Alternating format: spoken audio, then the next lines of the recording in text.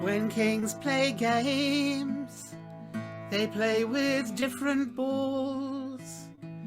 When kings play games, they play with lives. And politicians play their juggling games. They toss up truth and catch just lies. When kings play games, they always make the rules. When kings play games, they play to win. And politicians, they're dangerous meddling fools, and others clear up what they begin.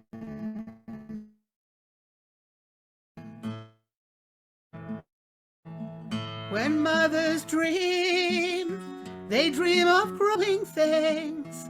When children dream, they dream of light. When lovers dream, they dream of joining things. When poets dream, they dream of night. When kings play games, there's little laughter there. When kings play games, they play for real.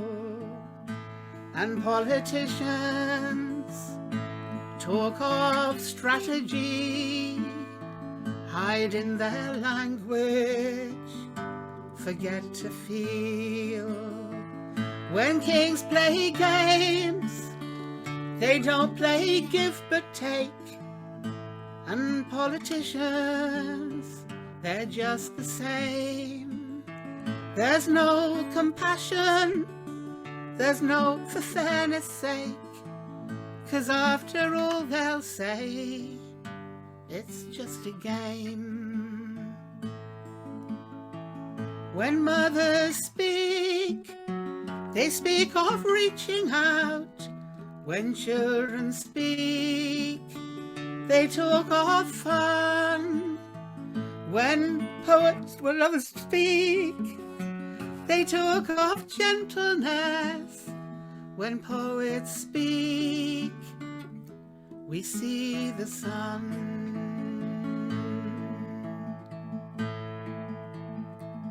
And now it's time to sing some different songs. And now it's time to say what's true, to know that there could be some clear rights and wrongs. When children learn, they learn from you. We'll leave the kings in their palaces and politicians in their halls, and those of us who speak more loving languages, we'll play a new game now with different balls. When mothers dream, they dream of joining things. When children speak, they speak of fun.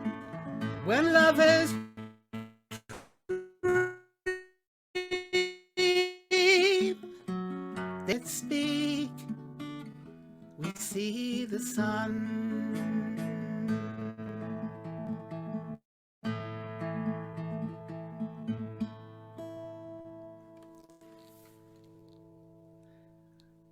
I've just had the awful flash across the screen of your internet connection is unstable.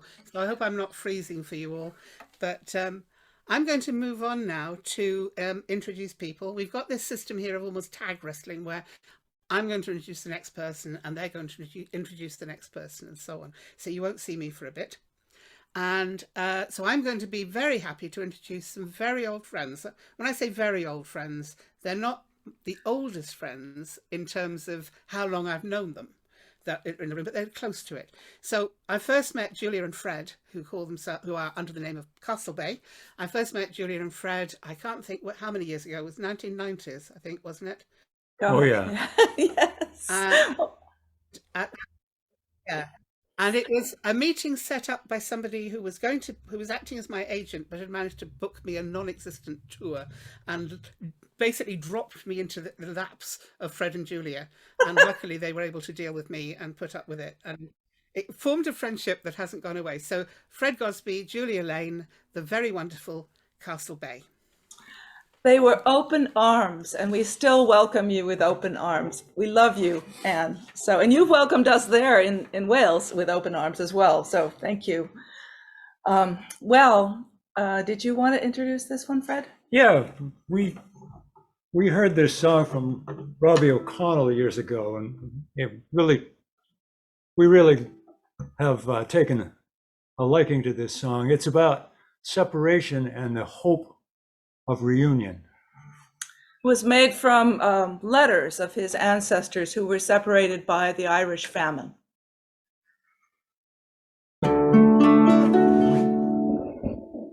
Just making sure the mic's on.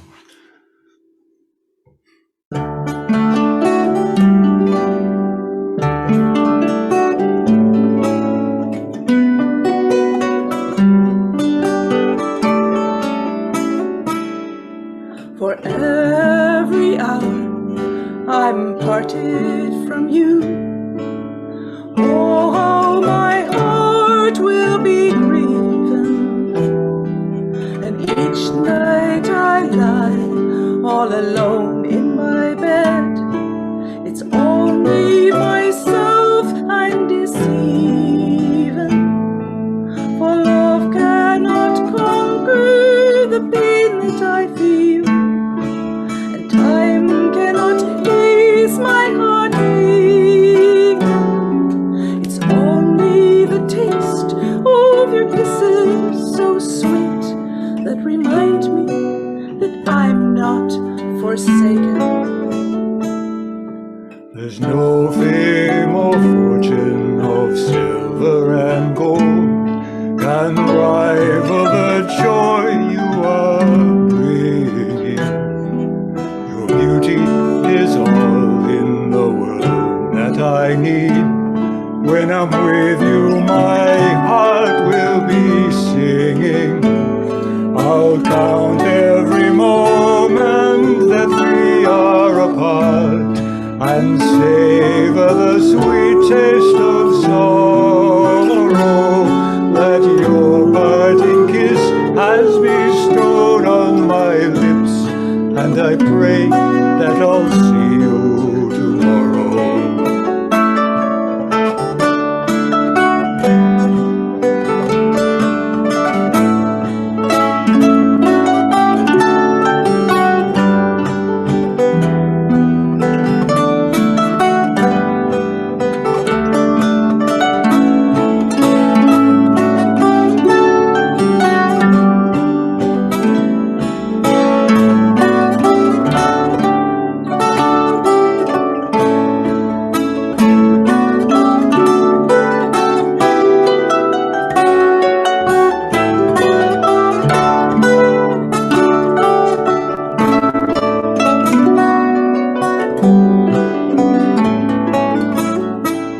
I'd cross every ocean to see you again. I'd willingly brave every danger. I'd travel the world for one night in your arms, for I cannot abide being a stranger. So come back, my love, on the turn of the tide, and promise no more to be leaving. For one kiss is all I require from your lips to inherit the Garden of Eden. For every hour I am parted from you, oh, how my heart will be grieving, and each night I lie all alone only myself I'm deceiving. For love cannot conquer the pain that I feel, and time cannot ease my heart aching. It's only the taste of your kisses so sweet that reminds me that I'm not forsaken.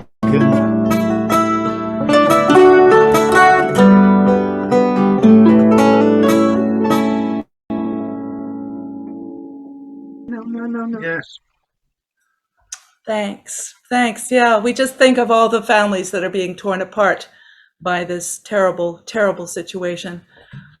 But we'd like to inject a bit of hope here with a song that I made years ago, just sort of based on the Irish blessing of the wind at your back, but with a nautical twist. We are here on the coast of Maine, and of course, sailing is in our lingo, it's in our blood. And to run before the wind is to have the winds carrying you forward to all good things. And so we would wish that all would run before the wind.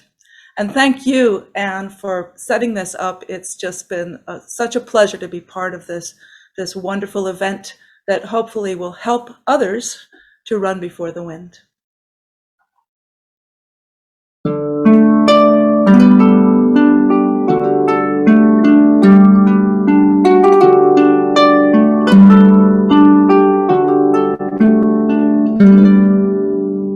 May there always be safe haven from the storm. May the sun glow softly on your skin.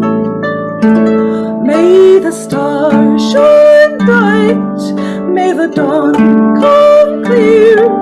May you always run before the wind.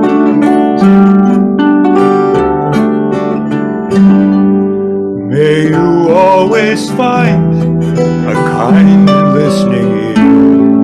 May the stranger think of you as kin.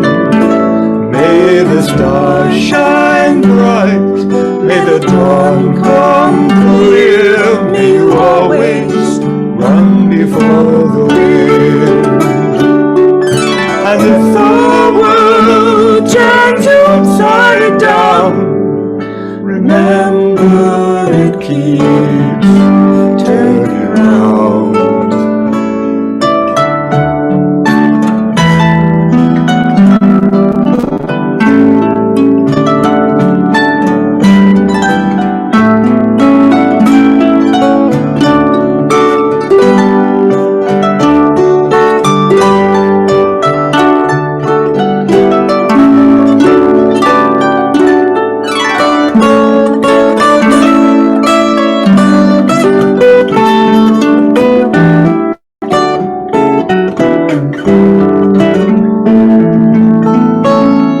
May the tears you shed be only those of joy.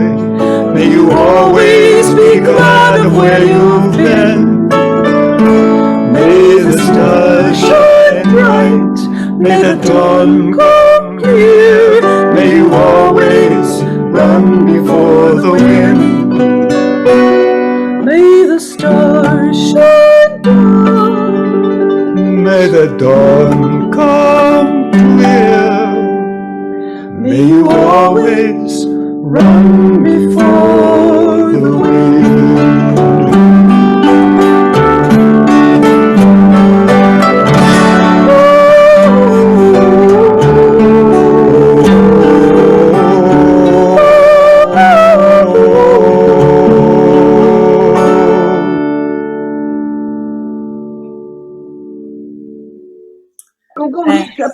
Yeah.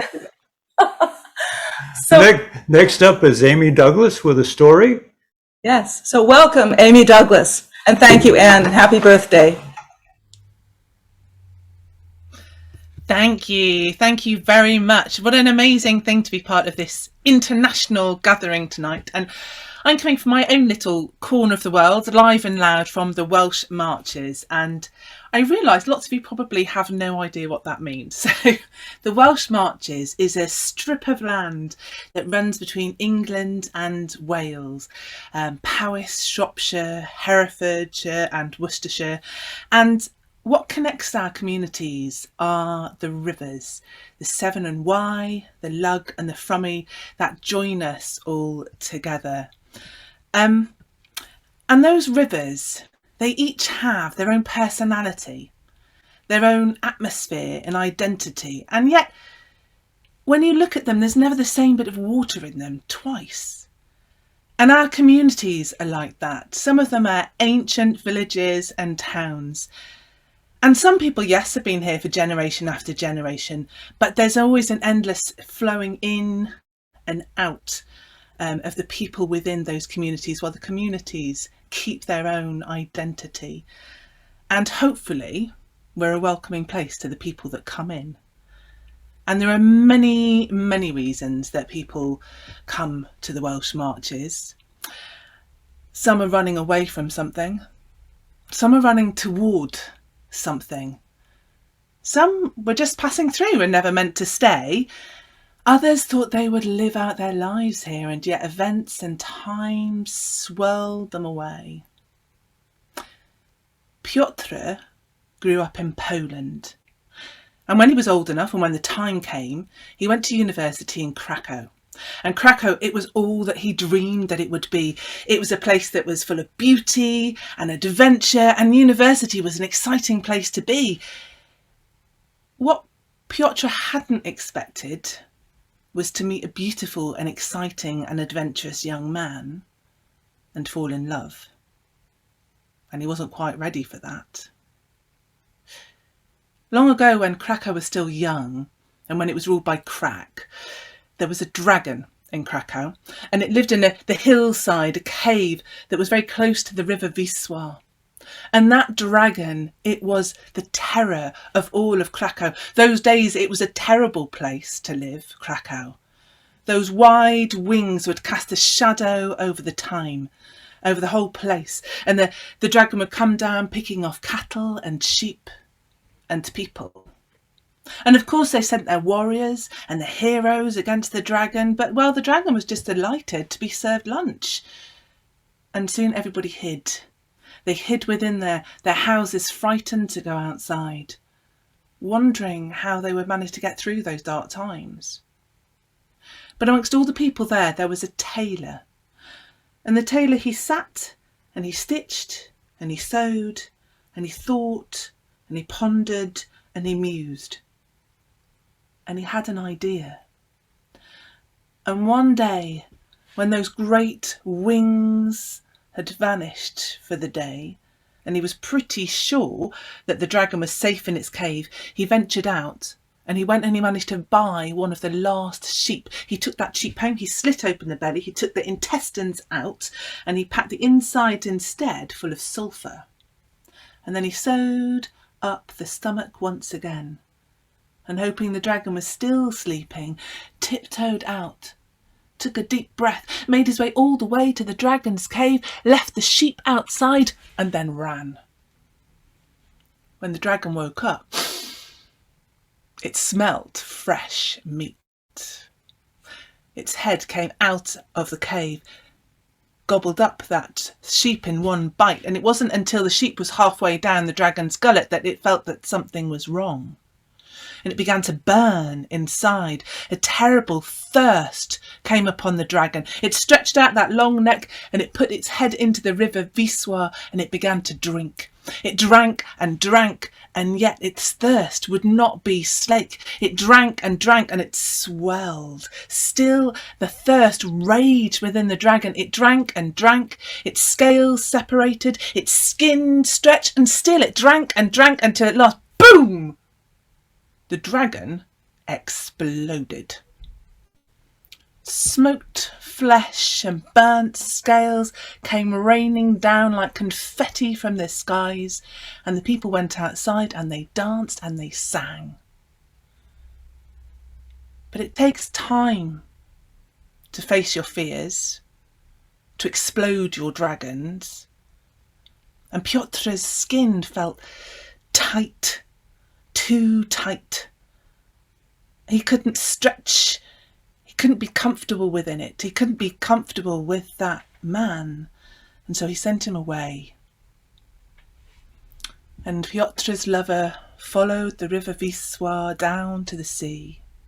And beyond, he flew over the sea until he came to a new land with new rivers, the Severn and Wye, the Frumy and Lugg, and he even found new dragons there as well. Maud was just a little girl when she found the dragon at Morderford, where the Lugg and the Wye meet.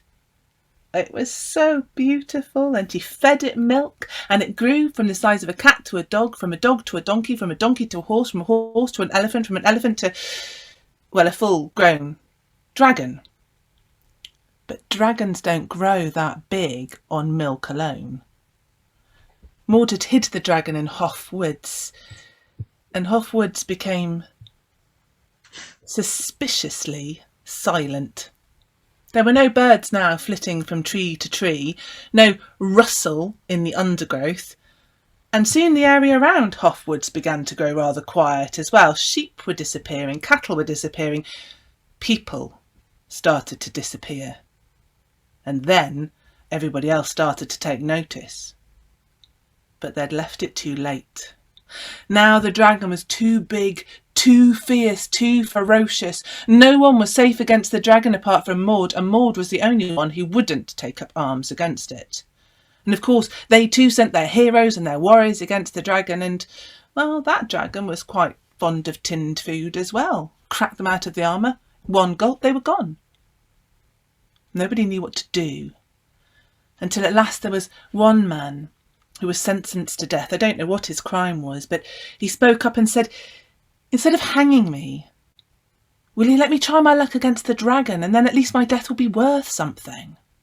Well, of course they agreed, and they even gave him the barrel that he asked for, and he took that barrel and he took it down to the place that the dragon came to drink, where the Wye and the Lugg met, and he hid inside that barrel and he waited until the ground began to shake as the dragon came closer, as it stretched out its long neck and head, as it exposed the soft skin beneath its chin, and then the man exploded up out of the barrel, lifting up his spear, driving it into the soft skin of the dragon.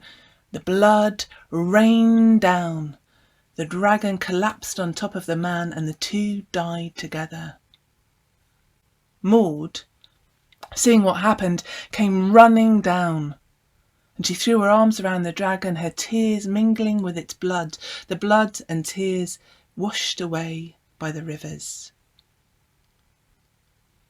University is a place to grow. It's a place to learn, to find yourself. And Piotr grew. He stretched that skin of his. He grew into it, had the confidence to be in that skin, and he'd never lost touch with that man he'd sent across the seas. And so now, 4 years later, he followed him down the Wisła to the sea, took a plane across the waters until he came to a new land with new rivers, the Severn and the Frumy and the Lugg and the Wye. And so 2 stories, 2 dragons, 2 men came together, and they sat in the coffee pot in Hereford, drinking narties, watching the Wye flow by. And there are many reasons to come to the marches, and I hope the people that come, you find yourselves welcome for whatever reason you have come to us. There are many reasons to come to the marches, but perhaps love is the strongest of them all. So it's my turn to pass the baton on, and I'm very excited to introduce this next guest, this next artist, because my family are actually here watching, and they never come to any of my concerts, and the only reason they're coming is because of this gentleman that's just appeared next to me. So he is the man who was responsible for me spending many, many journeys singing Covered in Custard for hours on end. And I still love him, even so. And When Keith Donnelly sings funny songs, you will cry with laughter, but he doesn't always sing funny songs. And he's made me cry with empathy and with beauty and with wistfulness. And I don't know what mood he's in tonight, but I can guarantee he's going to be completely marvellous. So please put your virtual hands together, go wild on the chat for Keith Donnelly! Hey, that's me clapping for Amy, not clapping for me, by the way. What a lovely introduction. Thank you so much. And I didn't know what I was going to do until you told that wonderful dragon story. So I'd like to sing The Lambton Warm, which is a Geordie song. It's a similar story. I'd like to sing The Lambton Warm, but I don't know it. So I'll sing a song about storytelling instead.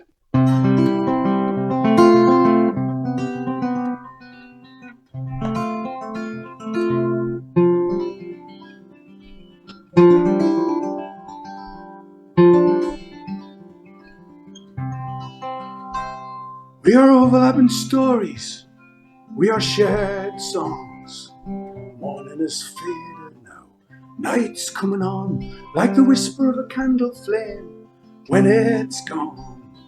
We are just stories and songs, only some stories and songs.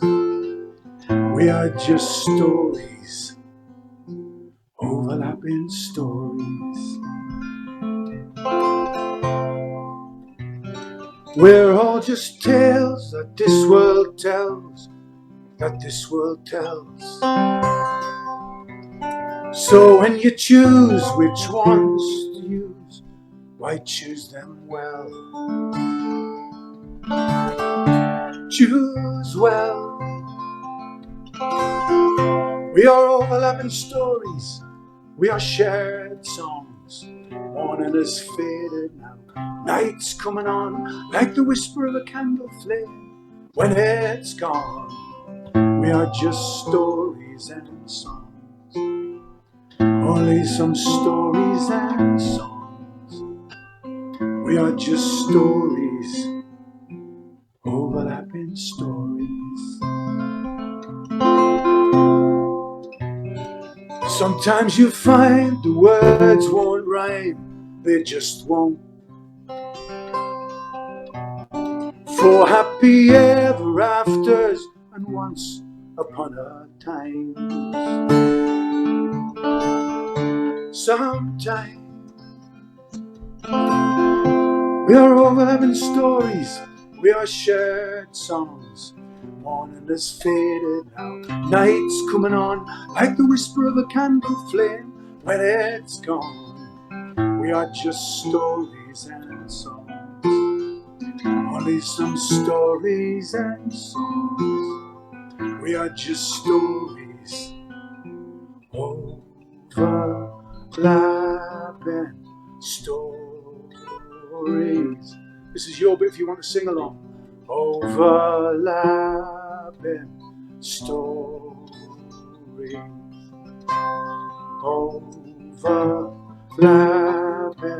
stories. That's all we are. Overlapping stories.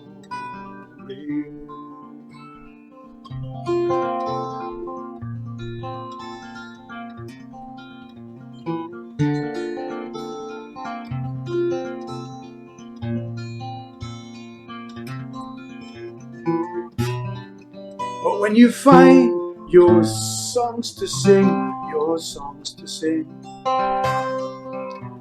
why those are the magic times, those times when words take wing. Take wing. We are overlapping stories, we are shared songs. Morning is faded now, night's coming on, like the whisper of a candle flame when it's gone. We are just stories and songs, only some stories and some songs. We are just stories, overlapping stories. Sing along. overlapping stories, overlapping stories, overlapping stories.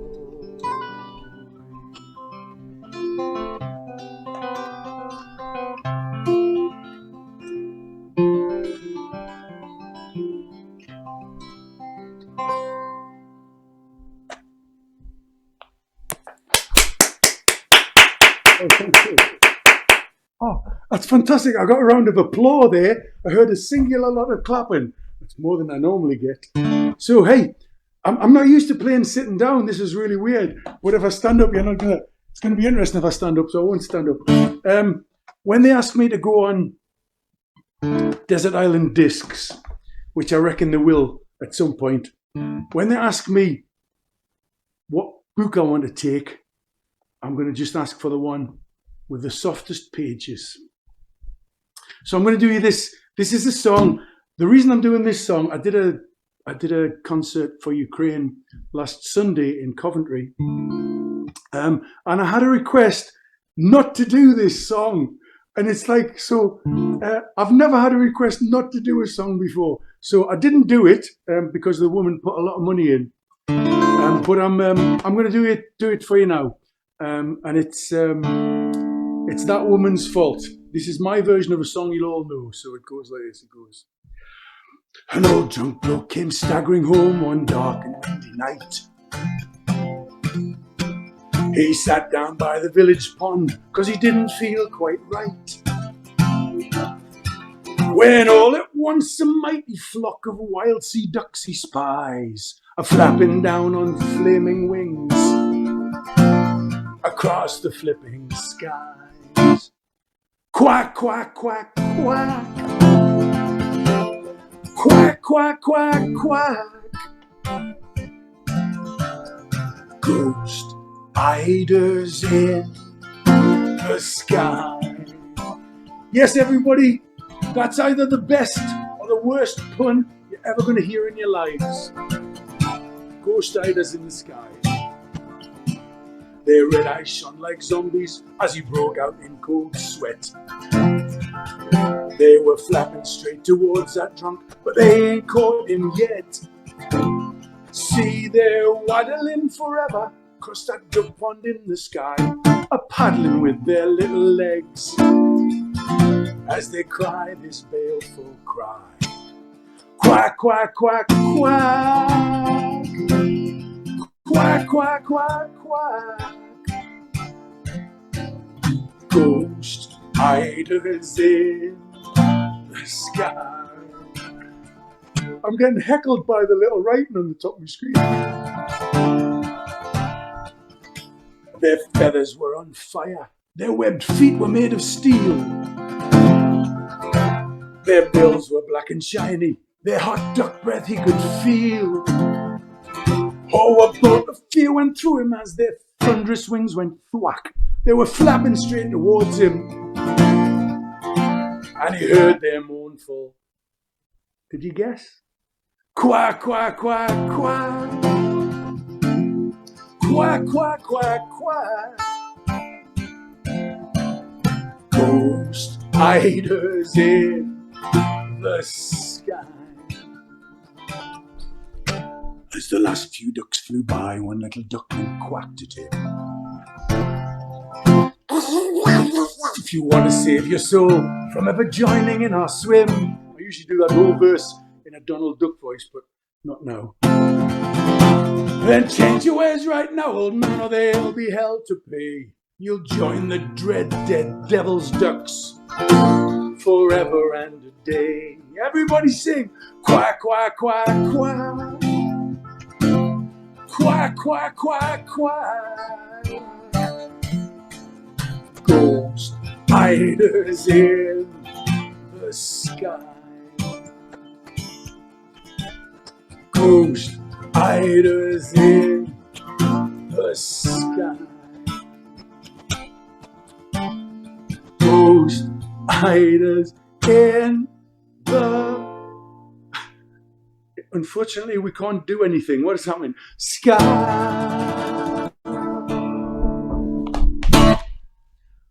Oh, I hope I haven't disappeared. Oh, well, come on. All right. So, my turn to hand on the baton. Nice metaphor for life there.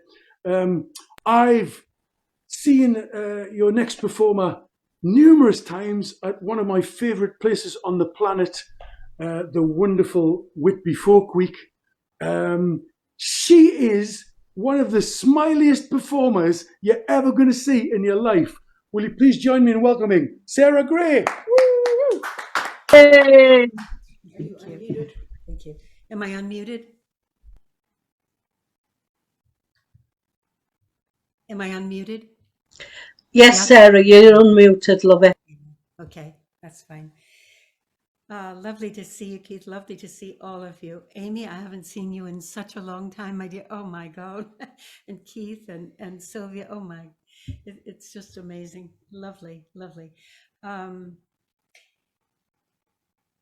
Fred and Julia, who live just down the road from where I live in Maine, they're just maybe 40 minutes away from me in near Round Pond, Maine, in Mid-Coast, and they just did a couple of beautiful songs, a lot to do with departure from people, loved ones from each other, and I just like to continue with that theme because we've had so much of that.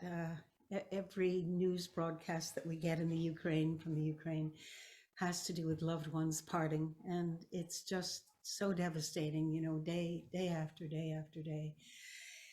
And it reminded me of a fragment of a song. It's not a complete song, but it's more like it's almost like a song written in free verse. It's written in the form of a love letter from one sweetheart to another. It wouldn't matter which gender it came from, the man to the woman, woman to the man, whatever. During the Civil War, it's a song from our Confederacy. And it came from a collection called the William Owen Collection from Texas, around the Lubbock area of Texas, which is in the Great Plains area, flat as a pancake. And it's not an area you would think of that would have necessarily great songs from the Confederacy. But they had some astonishing songs, absolutely. And the Owens Collection, he was a great singer as well, William Owens. And this is just a fragment of a love song from one person who has just departed for war to the other. And it's called Dear Honey.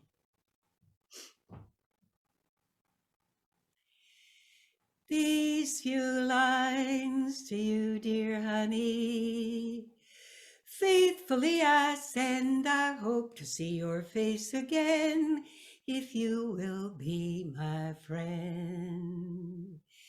This road seems long and lonesome, which I have underwent, but still to follow after you, it is my whole intent. If I had the wings of a wooing dove, I'd sail the waters wide, and nothing could prevent me from sitting by your side. But when I dream of you, it breaks me of my rest. I dream of sitting by your side and leaning on your breast. But when I wake and find myself lying all alone, with no dear honey to talk to me, the night seems mighty long.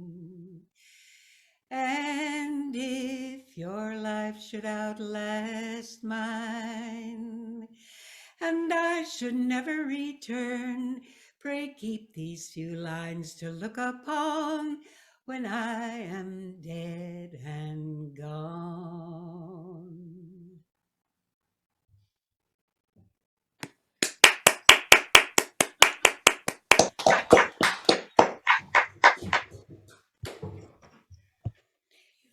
if your life should outlast mine, and I should never return, pray keep these few lines to look upon when I am dead and gone. It says it all.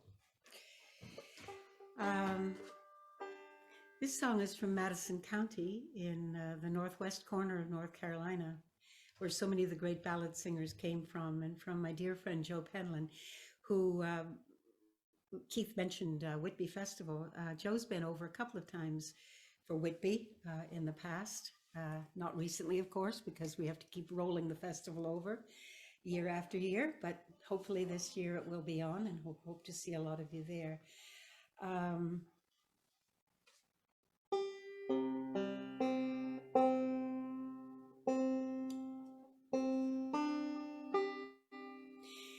So this is a version of My Dearest Dear, and again, a case of parting, love, and departure.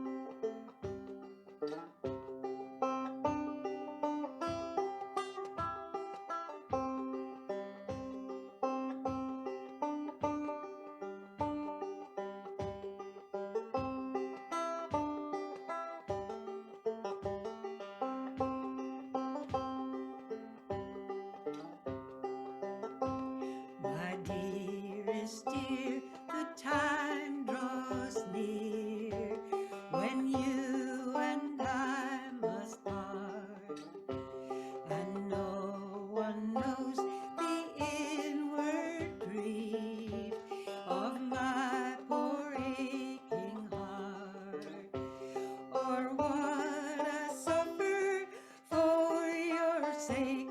You're the one I love so dear.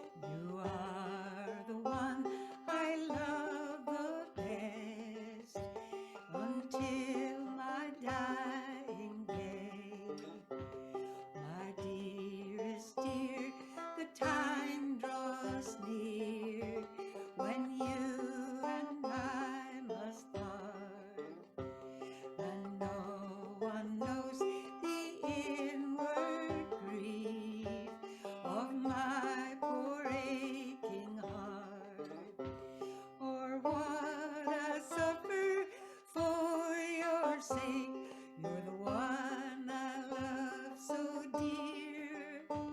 I wish that I could go with you, or you might tarry here.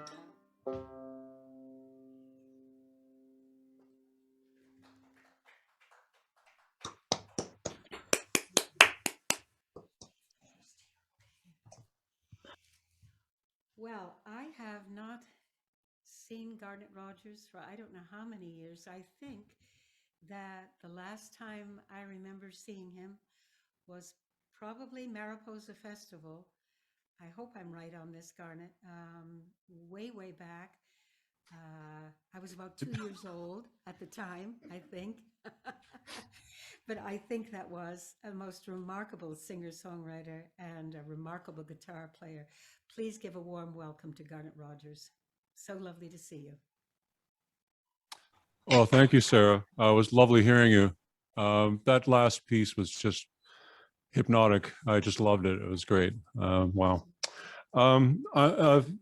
Thank you, Anne, for doing this. I'm thrilled to be invited on these little things. And it occurred to me at one point, you folks are mostly in the UK. I guess you're living in the future, and it's wonderful to, I'm in Ontario, and I'm like 5-6 hours to go before I get to where you are. And I hope you're having fun up there. That's all. And I want to pay special tribute to my dear friend Lorna Symes from New Hampshire, by way of Scotland, is here. And I haven't seen Lorna in about 2.5 years, and it's been way too long. Anyway, I'm going to do the unforgivable, at least in terms of my way of doing things. I'm going to try a new song. This is the first time I've actually even played it out loud, I believe.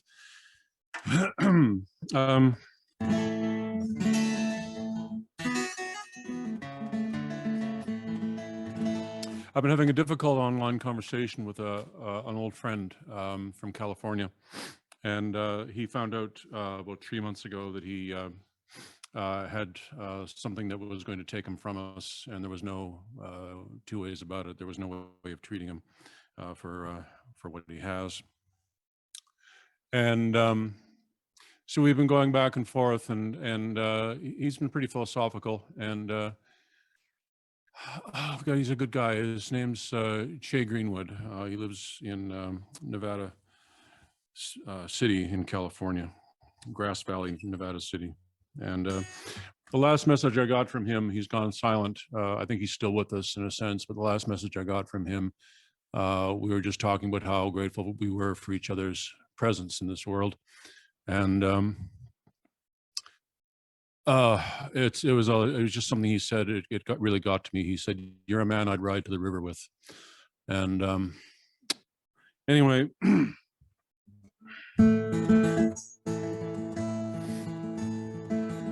is the first cowboy song I've ever written, in spite of the fact that I have horses. The horses are tired, the day has been dry.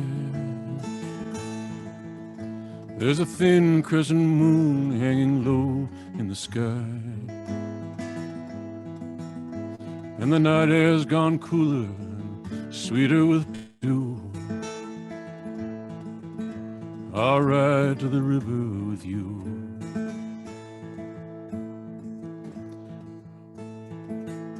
We'll water the horses and set them to graze. We'll sit at our ease and reflect on our days. We'll have no regrets for our young, stupid ways. We were doing the best we could do. This moment was written on the day of our birth. Our best lingers on, the rest returns to the earth. In between we fight on for all that we're worth. But and I'll ride to the river with you.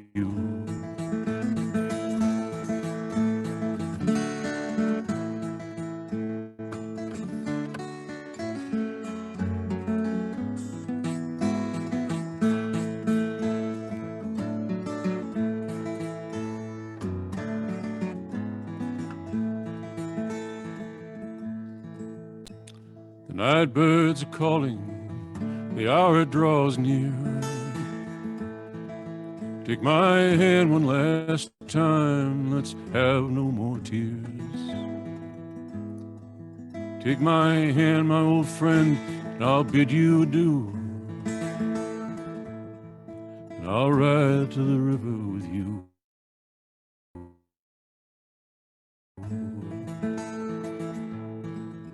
Oh, the sky is growing darker, the water is wide, and the sweet pines are calling me from the far side. They're cool and inviting, it's time that I ride. I'll ride to the river, I'll ride to the river, I'll ride to the river with you. I'll ride to the river, I'll ride to the river, I'll ride to the river with you.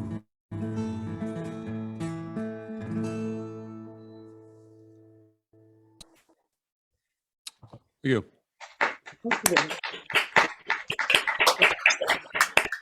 Thanks very much.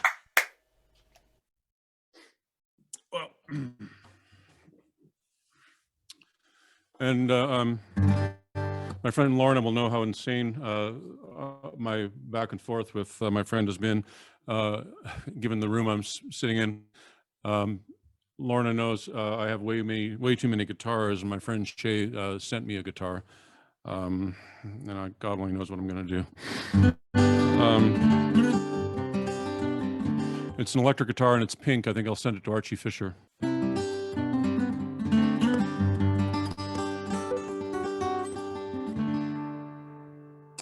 There's a little song of Thanksgiving.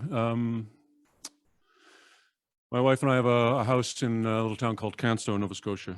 It's a fishing town, and, at least it used to be.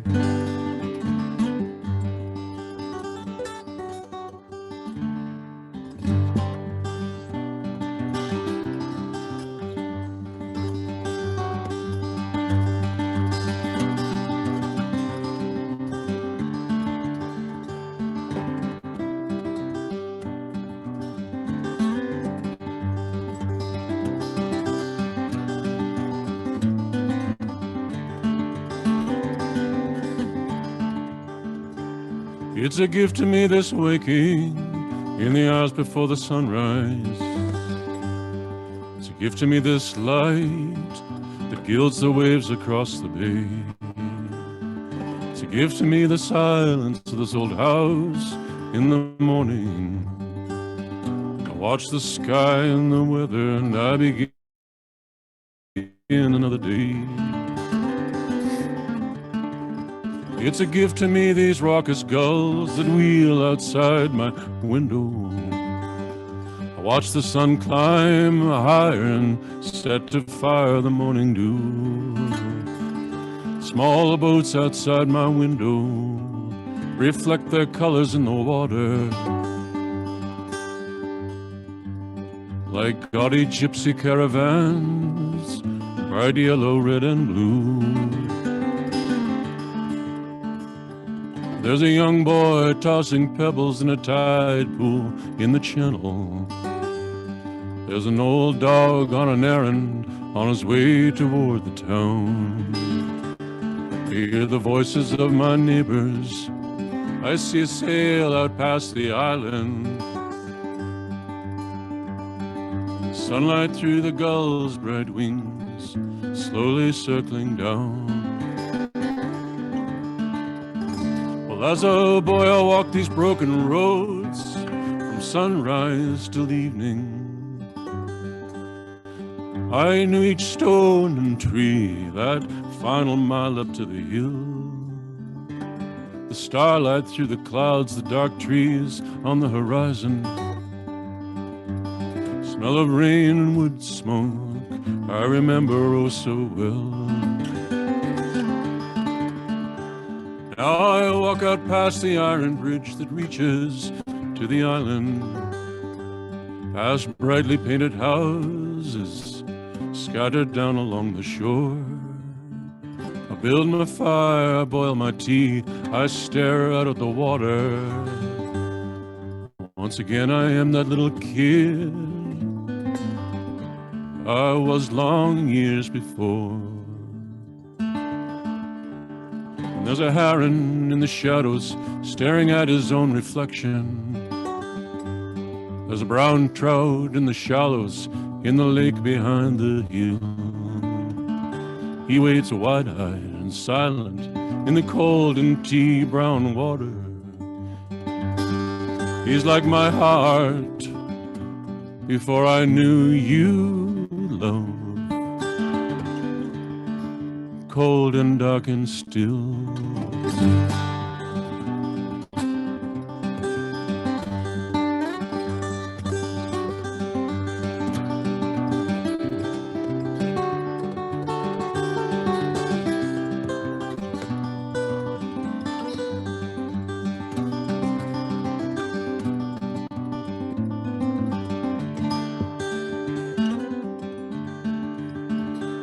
It's a gift to me, this sunset, burning down the far horizon. And to the east, the fat moon rises past the steeple on the hill.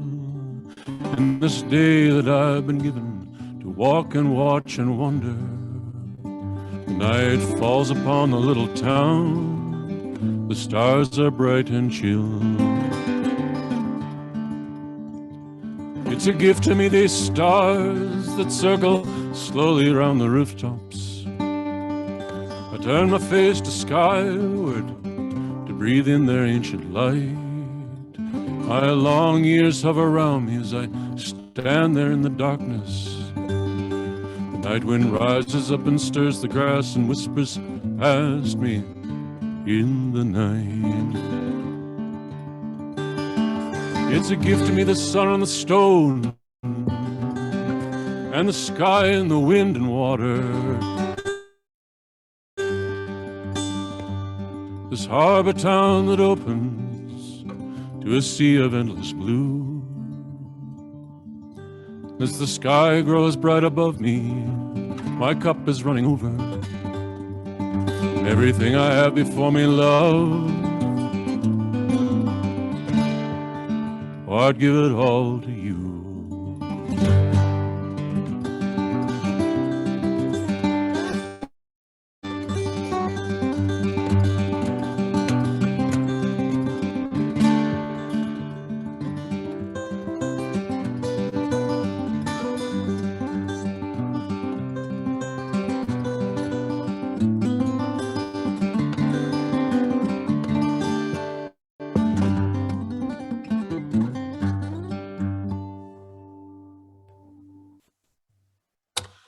Thanks, folks. I get to introduce my old friend Eileen McGann, and it's just been, I don't even can think how many years since I've seen you. Lots. I think the last time might have been you wanted me to do a violin track on your record, and I said I couldn't do it that day because our mare was overdue and we were waiting for the baby to arrive. And the mare reached, I actually did a couple of tracks for you, and then I did about 100 miles an hour home, and the mare was still overdue about a month and a half later. But that was a long time ago. Anyway, it's lovely to see you, even in a tiny little square. So, folks, Eileen McGann. Oh, I was just thinking, we first met almost 40 years ago, Garnet. And we haven't changed a bit. We have not a bit.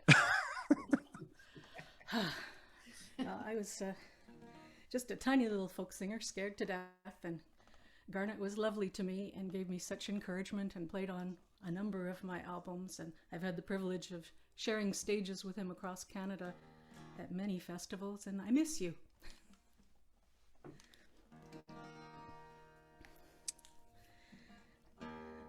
This is a song about home, and in a concert for refugees, home is what they're away from, and this is a song about going through troubles and finding your way home again. There's a chorus. If you'd like to sing along from home, I will see your lips moving. That will be lovely.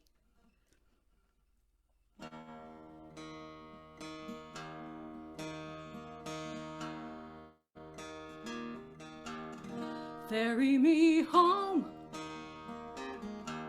across the ocean. Ferry me home across the sea. Ferry me safe, though wild the wind blows, to the place I long to be. On the horizon clouds are gathering, crumpling high, rumbling low. Feel the swell of steel gray waters. See the last lights lowering glow. Ferry me home across the ocean. Ferry me home across the sea. Ferry me safe, though wild the wind blows, to the place I long to be. Currents and storms can change our courses, taking us far from where we planned, waking in fog to find we're drifting far from home, far from land. Ferry me home across the ocean. Ferry me home across the sea. Ferry me safe, though wild the wind blows, to the place I long to be.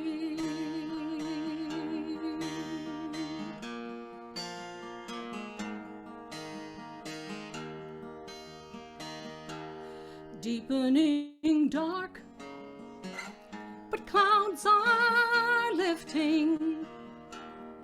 Indigo silk reveals a star. Patterns of light unfurl in silence. We are here, there you are.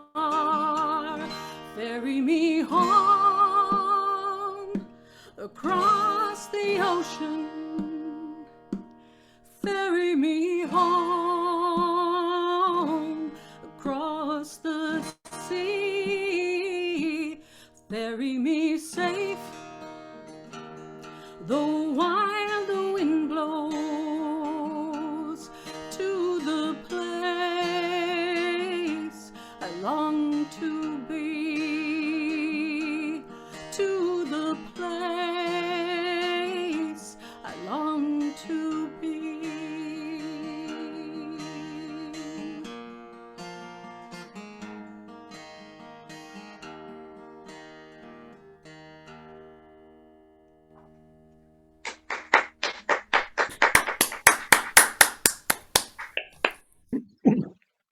Thank you.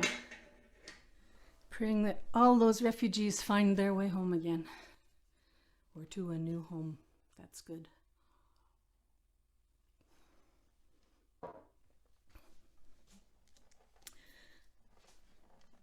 I've heard someone say that all war is a failure of imagination. I don't know who said that, but it's absolutely true. And one of the ways we get out of these situations is by imagining a future, not just the future to 8 hours ahead in Britain, where most of you are, but imagining a different kind of future instead of looking to the apocalypse. We can avoid it if we imagine differently, I hope. The song is called Look Up in Hope.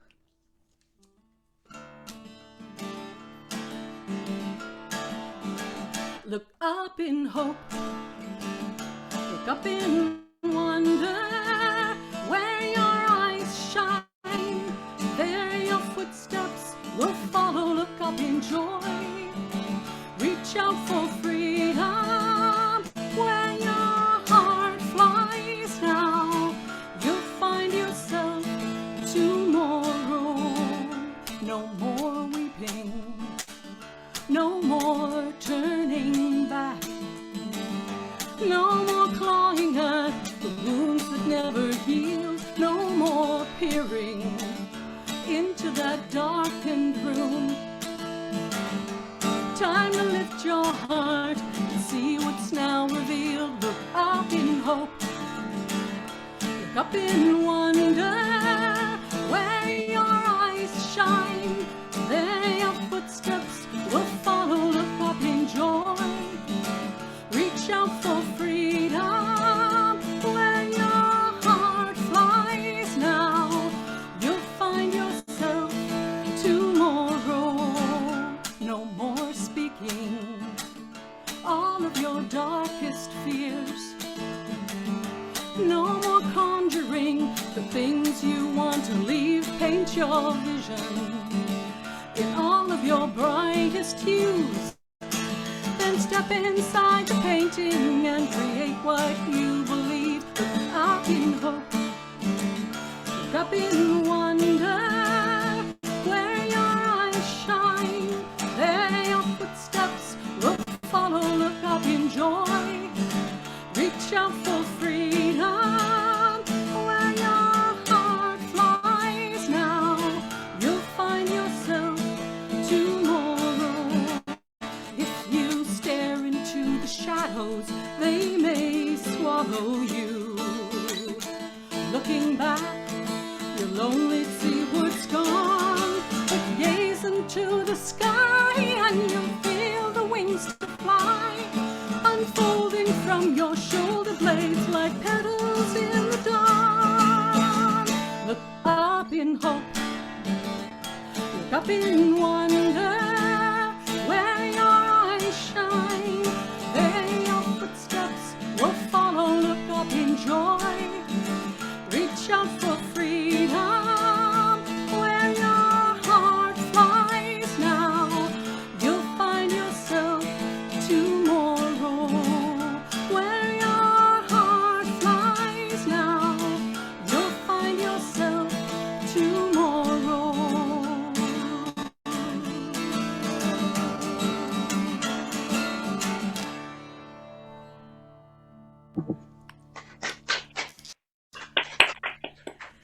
Thank you. Thank you for singing along and playing along, Aileen. It's so good to see all of you. I really hope someday soon we can all join our voices together in real life. I'm so looking forward to that. Happy birthday, Anne, and thanks for inviting me to be part of this again. I have the pleasure of introducing an amazing guitarist who I didn't know until just a few days ago when I found I would be introducing him, and I listened to a bunch of his YouTube videos, and he's wonderful. Singer, guitarist, harp guitarist, Rocco Rossignoli. Thanks. Thank you, Eileen, and thank you, Anne, for inviting me. And I am amazed by the quality of the performers who are inside this event. and it's great for me to be a part of it. So thanks again, and happy birthday, Anne. And I am from Italy, as you might have noticed from my name and my accent, perhaps. And I thought that I might be that I could bring you one of the most intense pacifist songs that are there in this country. This is a song that comes from World War I, and this is a song that the soldiers used to sing when they were inside the trench, and they knew that they were dying for somebody else's interest, and they cried. They gave a curse against the city, the town near which they were dying, and this song is called Gorizia. The town was Gorizia, and they say, Gorizia, thou be cursed.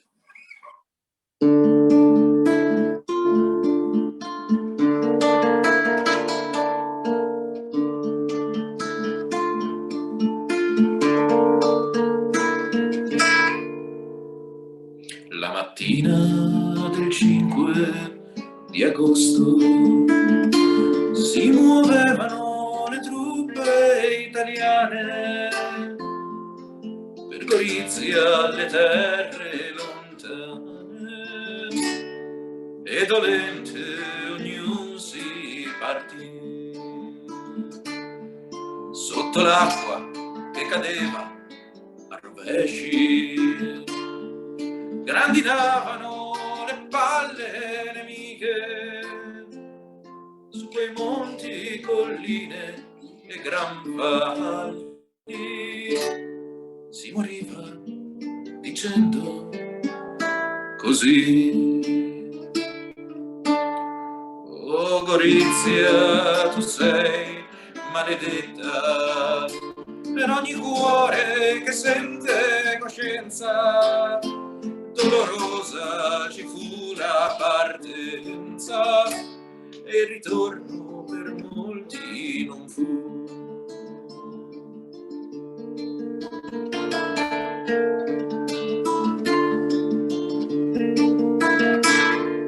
Oh vigliacchi, che voi ve ne state con le mogli sui letti di lana, schernitori di noi, carne umana, questa guerra ci insegna a punire.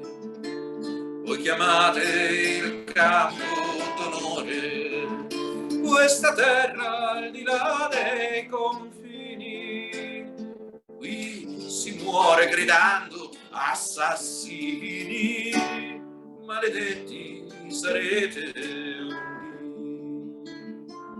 Oh cara moglie, che tu non mi senti, raccomando agli amici vicini di tenermi da conto i bambini, che io muoio col suo nome nel cuore.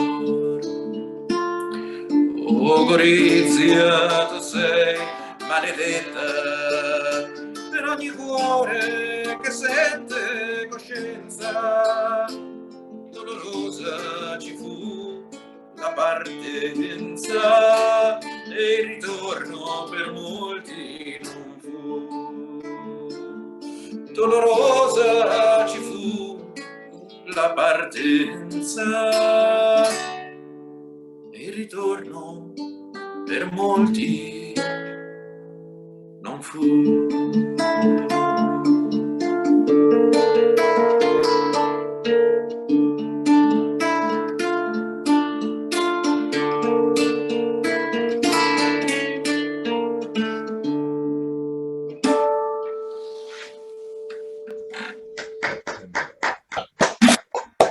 Thanks, thank you, thanks a lot.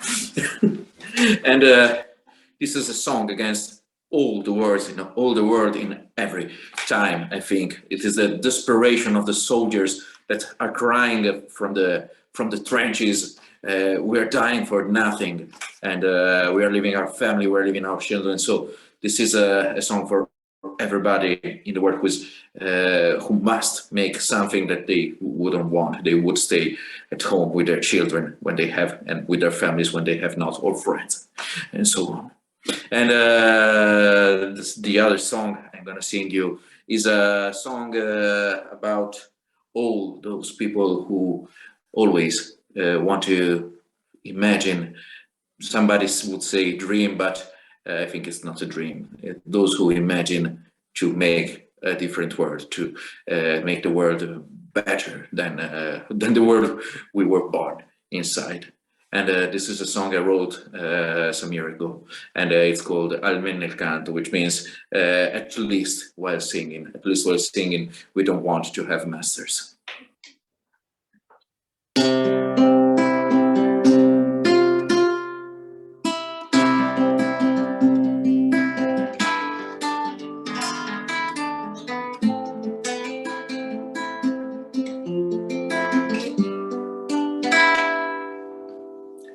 Non ho capito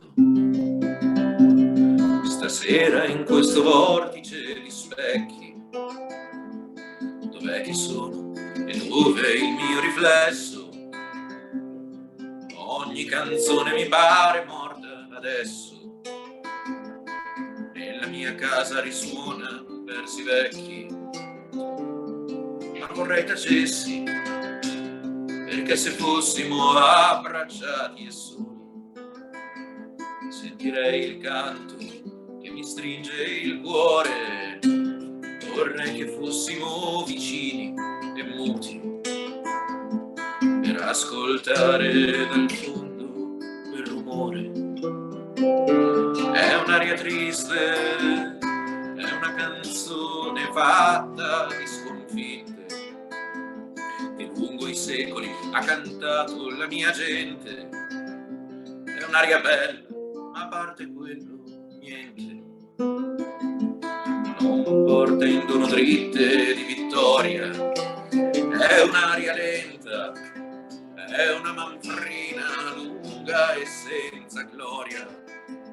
Ma se la canto io sento ribollire le rabbie che tacevano nel cuore degli antenati morti, senza dire, senza gridare, senza arrabbiarsi, senza dar fastidio.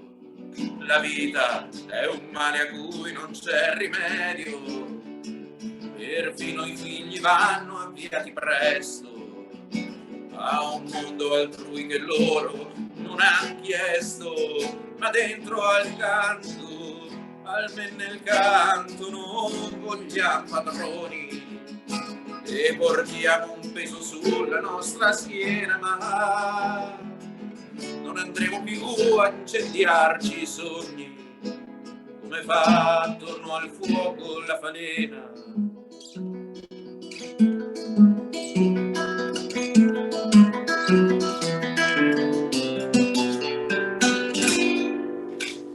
C'è chi va schiavo, noi invece trasciniamo a testa alta, un passo lento che lo sforzo opprime, cantando tra la gente la rivolta e il nostro sputo in faccia a ogni regime.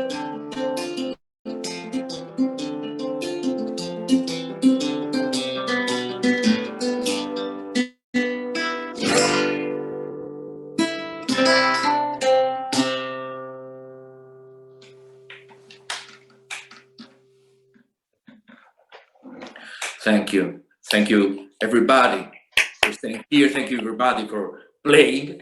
And now I am introducing you to a wonderful storyteller. She tells stories for children, but I am sure that adults won't be disappointed at all.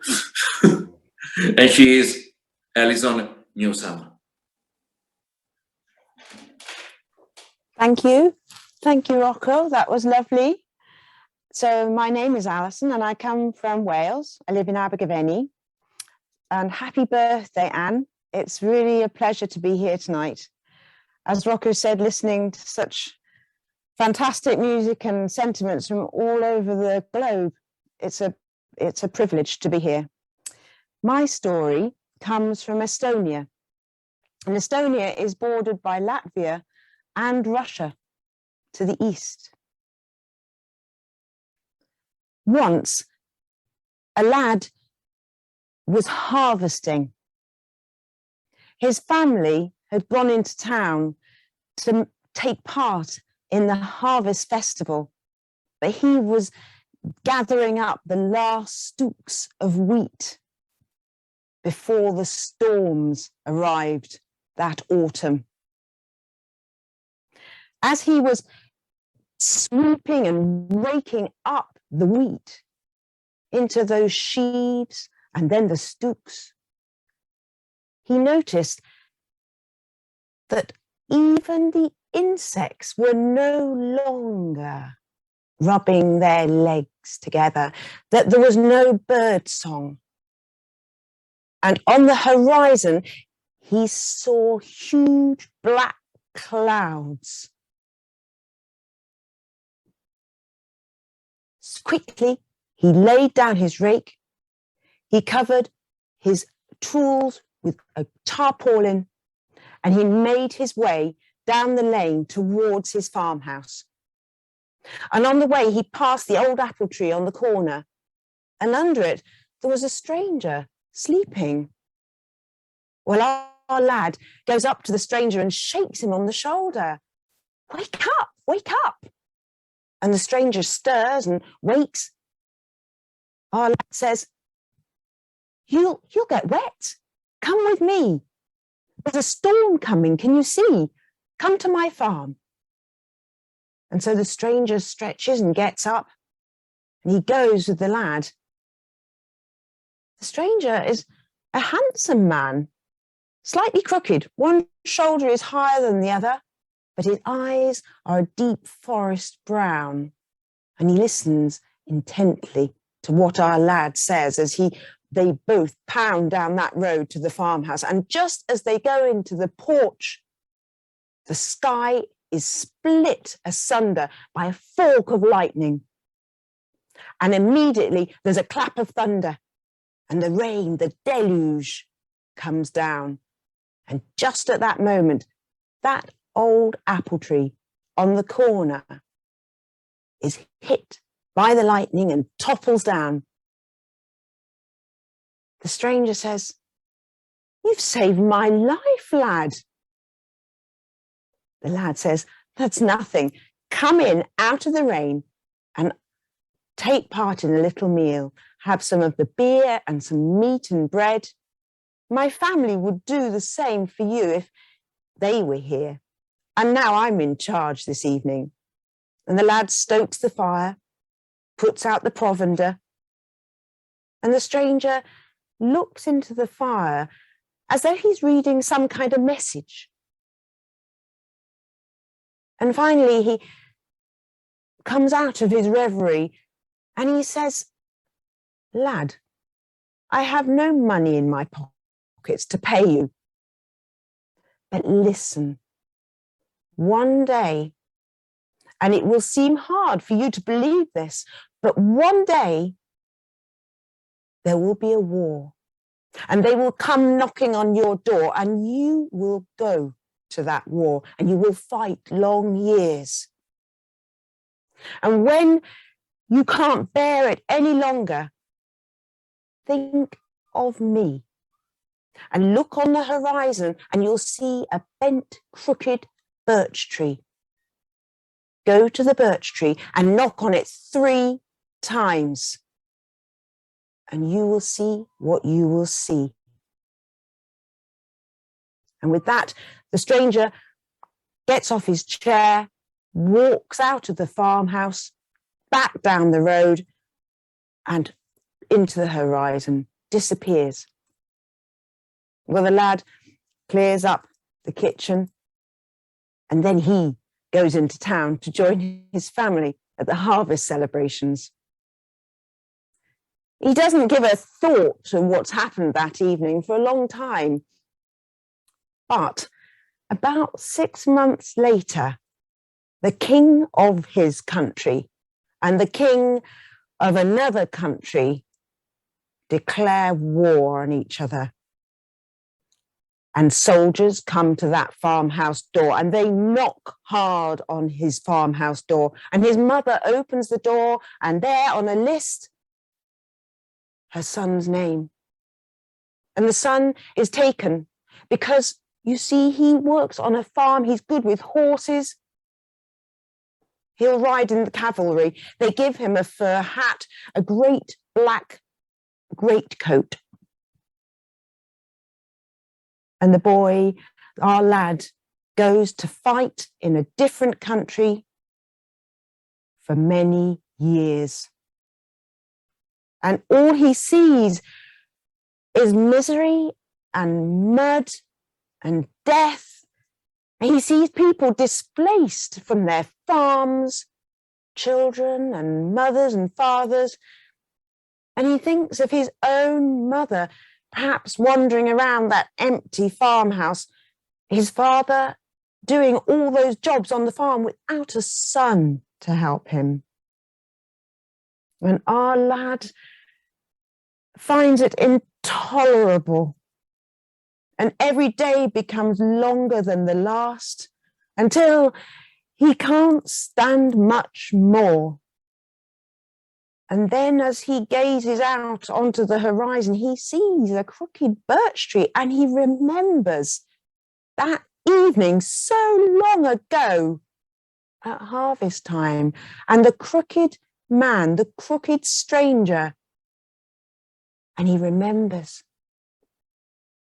And our lad goes to the birch tree and he knocks 3 times, and out of the tree comes the crooked man. Ah, my friend, I thought you had forgotten all about me. Are you missing home? Can you not bear it any longer? And our lad says, I cannot bear a single day more.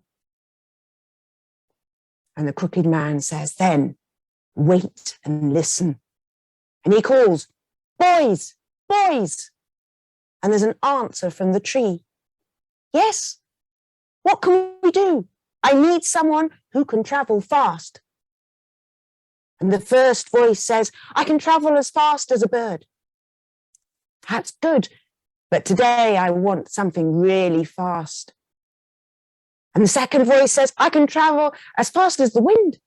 Ah, that is fast, says our crooked man, but not fast enough. And the third voice says, I can travel as fast as the thoughts of man. That's what I need, says the crooked man. I would like you to fetch 4 sacks of gold, big sacks of gold. And I would like to take 4 sacks of gold and our lad here home. And then the crooked man strikes the lad's furry cap from his head and says, let the hat become a man and let the lad and the sacks go home. And in that instant, our lad finds himself at home next to the kitchen table, the scrubbed kitchen table, and his mother and his father are there. And if his welcome is not the greater because of the sacks of gold, it is not the less. And they live a happy and comfortable life from that day forward. But you may well ask, doesn't the army come knocking at his door again?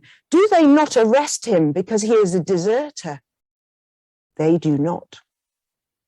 Because far away in the land of war, there is a man, the replica of our lad. And he rides into battle on a horse with the fur cap and the greatcoat. And when the war ends, that man hangs the hat on the crooked birch tree and disappears into nothingness. And when spring comes to that war-torn place, a bird finds the hat and makes a comfortable, warm nest. Thank you. And it is my job to introduce our next storyteller. So here she is. And she is Mary McLaughlin. She has sung with Anne in the 80s, and she has also had a Gaelic choir. And we're in for a real treat. Give a big round of applause for Mary.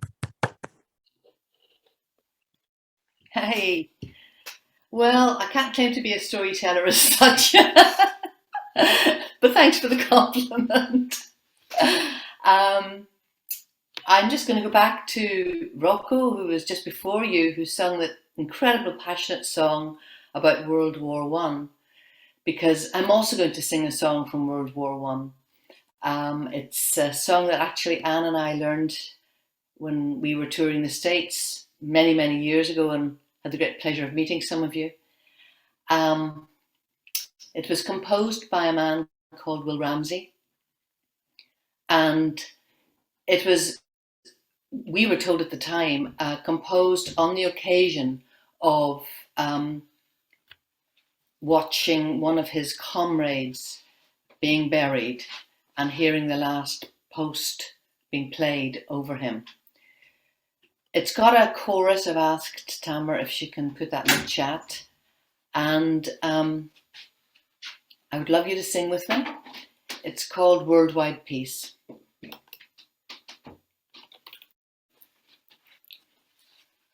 Oh, peace,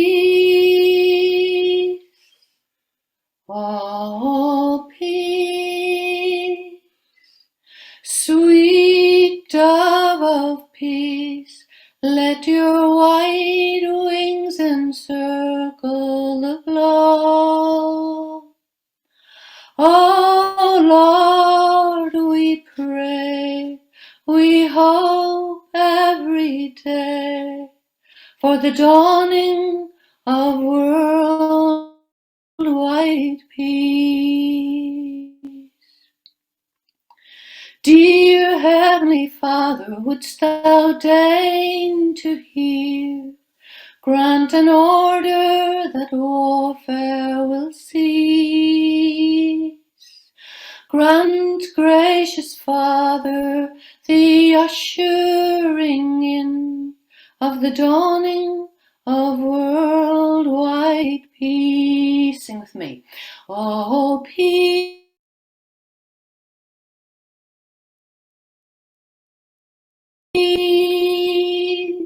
sweet dove of peace, let your white wings encircle the globe. Oh Lord, we pray, we every day for the dawning of worldwide peace.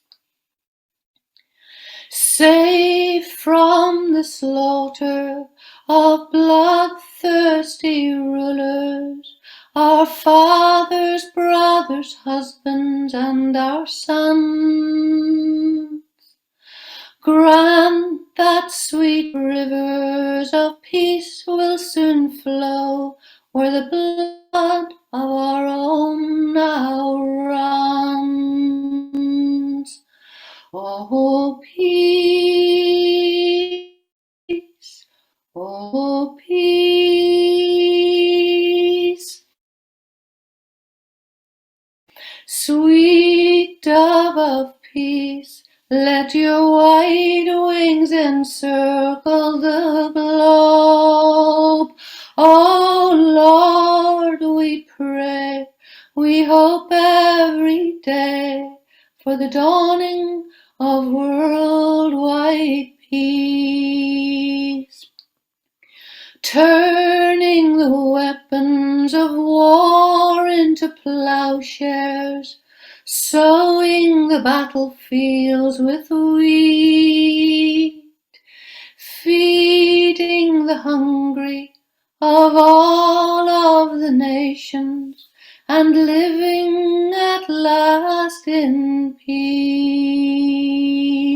Shia Khan, Shia Khan, Shaye Arni, Shia Khan, Ayana Farandan, Eishtlina,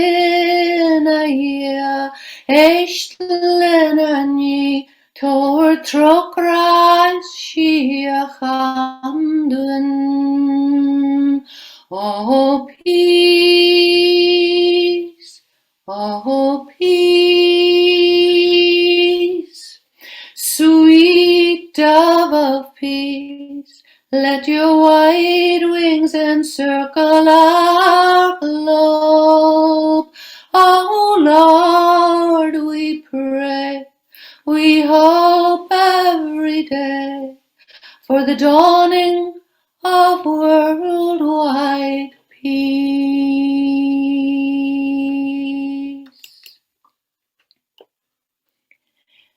Thank you. And that last verse was my own translation into Gaelic. I translated this whole song for the Gaelic choir once ago.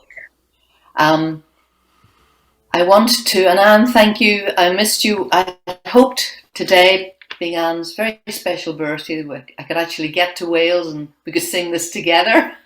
But my personal circumstances prevented that. As you can see, there are packing boxes behind me. So it gives me great pleasure to introduce the next singer-songwriter, Chuck. And, you know, on those tours in America, we met Chuck Hall and his lovely wife, Mary. And they were very kind to us. And he's now living near Boston. We originally met in Norfolk, Virginia through Bob Zentz. He's a very, very fine songwriter. Many people have recorded his songs, so I know you're in for a big treat here. So big hand, please, for Chuck Hall. Thank you. Thank you, Mary. I was remembering those, trying to remember. The memory is a merry trickster sometimes, isn't it? I was having a hard time remembering whether we met in Norfolk or later in Boston, or both. I think it was Norfolk anyway. As far as I remember, Anne could come in this one, she would. And then you hosted us in Boston. I think that was the way of it. Yeah, I think that's probably that's probably correct. Well, thank you. Thank you. In 2019, my wife Mary and I did a trip to Ireland. Now, Mary is very Irish, and had wanted to do this for a very long time. So it was a trip that took us to lots of monastic sites, which is just very, very interesting. And I made lots of notes because I was listening. Mary has a degree in archaeology, and our tour guide had more degrees than I can comfortably count. And so I just sat in the back seat and took notes because it was just so good. And I came back with a whole list of songs that I wanted to write about what I learned and such. They all had to wait for this one to be written because I was so glad to get home. At the end of the day, I was so glad to get home.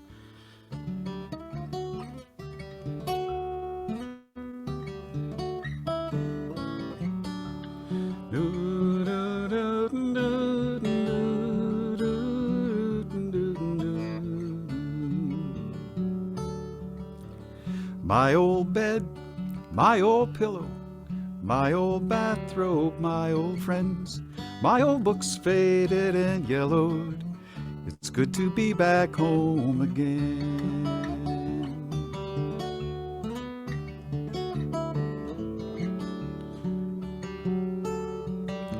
Well, my old yard needs to be mown. While I was gone, it must have rained. a month away now, overgrown. Oh, it's good to be back home again.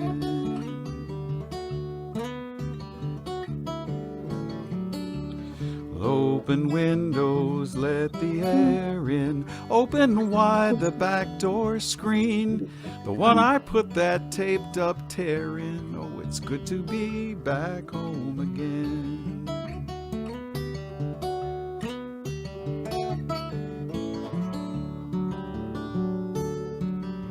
Oh, my old slippers I love the most, to cradle my poor feet within. Floorboards creaking where they're supposed to. It's good to be back home again.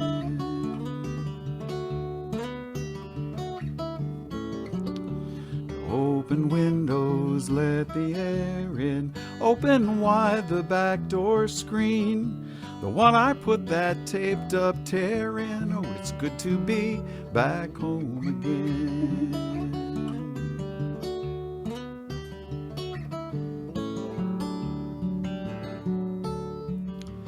Now I lay me down to sleep and dream of where I have just been. Tomorrow's worries they will keep. Oh, it's good to be back home again.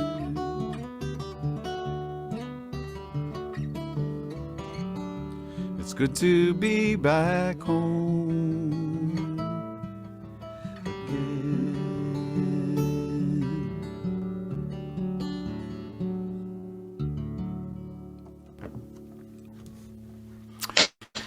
Be back home again. Thank you.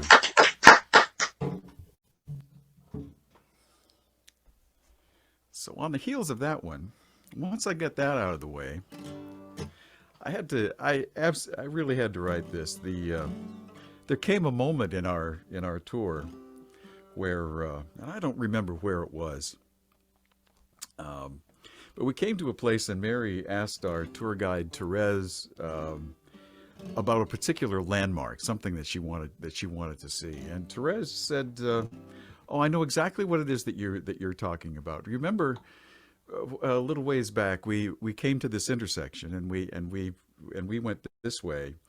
The thing you're asking about was down the road we didn't go." And I made a note of that. It's sitting in the back seat, because that's a terribly poetic line to float in front of someone who writes songs. And so I let that percolate a little bit, and by the time I got home, and having had a few weeks to let that simmer and think about what I wanted to do with it, this is the song that came out. This is called "The Road We Didn't Go."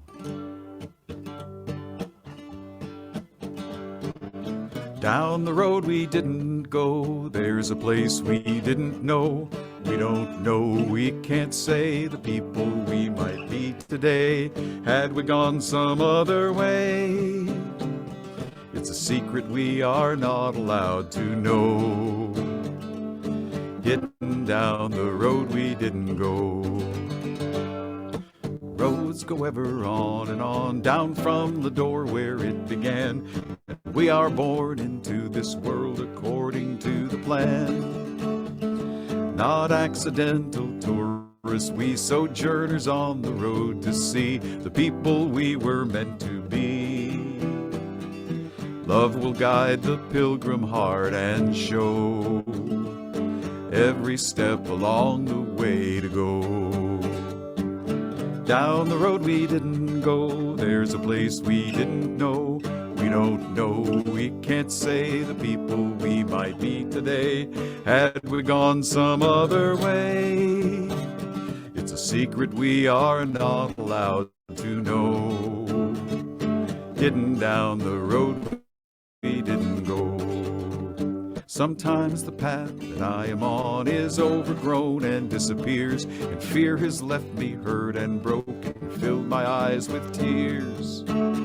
But I will not pass this way again, on the road to what might not have been. I cried out and found a friend, had not left me in the wilderness alone, to stumble down a road I didn't go. Down the road we didn't go. place we didn't know. We don't know, we can't say the people we might be today had we gone some other way. It's a secret we are not allowed to know. Getting down the road we didn't go. When you get lost, sometimes you've got to fake it. When you get to the fork in the road, just take it. Down the road we didn't go. There's a place we didn't know. We don't know, we can't say the people we might be today had we gone some other way. It's a secret we are not allowed to know. Getting down the road we didn't go. My path divided in a wood, I took the road less traveled by, and that has made the difference, but I can't help wondering why. Oh, it's such a sad and old cliche. I am the man I am today for the choices I've made on the way. There's no regretting what I'll never know was hidden down the road I didn't go. Down the road we didn't go. There's a place we didn't know. We don't know, we can't say the people we might be today had we gone some other way.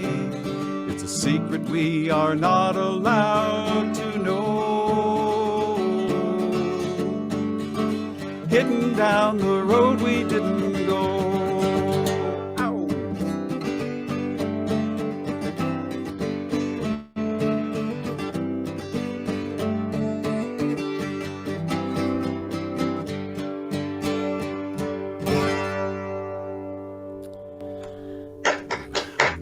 Road we didn't go. With help from a lot of writers, they are included in that one. Well, again, thanks, Anne, and happy birthday, and thank you for the invitation to do this. This is great. It's such an inspiring thing to remember what it was so long ago that attracted me to the simple art of people making songs. You know, it's just a wonderful thing, and great to be part of an event like this. Kathy and George, we probably you would have no way of remembering this, or no reason especially to remember this, but we met up in Maine at a concert that was done by Alan Reed. Alan Reed and Bob Zentz were in at the what am I trying to say? The Maritime. The Sail Power and Steam Museum. Yeah, that's the one. The very one. Yeah. See, you were there at the time, right? In fact, she organized it. Yes, and you know, you're like other people who are in this tonight. I was really looking forward back then to sort of getting to know the Maine community a little bit, which I don't know really well, but you know, I had the chance to play up there a couple of times, and then the pandemic hit and just scrambled everything. So I look forward to doing that at some point. It would be great to hear you sing in person, and so I hope that gets a chance to happen. So it was my happy lot to pass the baton to Kathy Westra and George Stevens. Thank you so much, Chuck. Hey!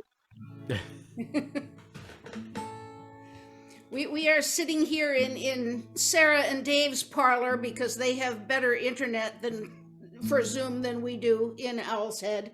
And we're just delighted to be part of this gathering, which has been a very moving, wonderful time so far. The two songs we're going to sing are both about the effect of war on the ordinary soldiers who have to go fight. And the first one is a song by Bob Coltman, a songwriter and writer. He doesn't write songs anymore, but he wrote some brilliant songs for many years. This one he wrote in honor of the American Bicentennial, which was full of all kinds of patriotic hoo-ha, where everybody was rah-rah USA. and Bob felt that he had to write something a little different to celebrate that occasion. And this one is called Valley Forge, about one of the battles of the Revolution from the point of view of the people who were slogging through the snow and the sleet and the mud in adherence to the general's orders. So, And the politicians. and the politicians.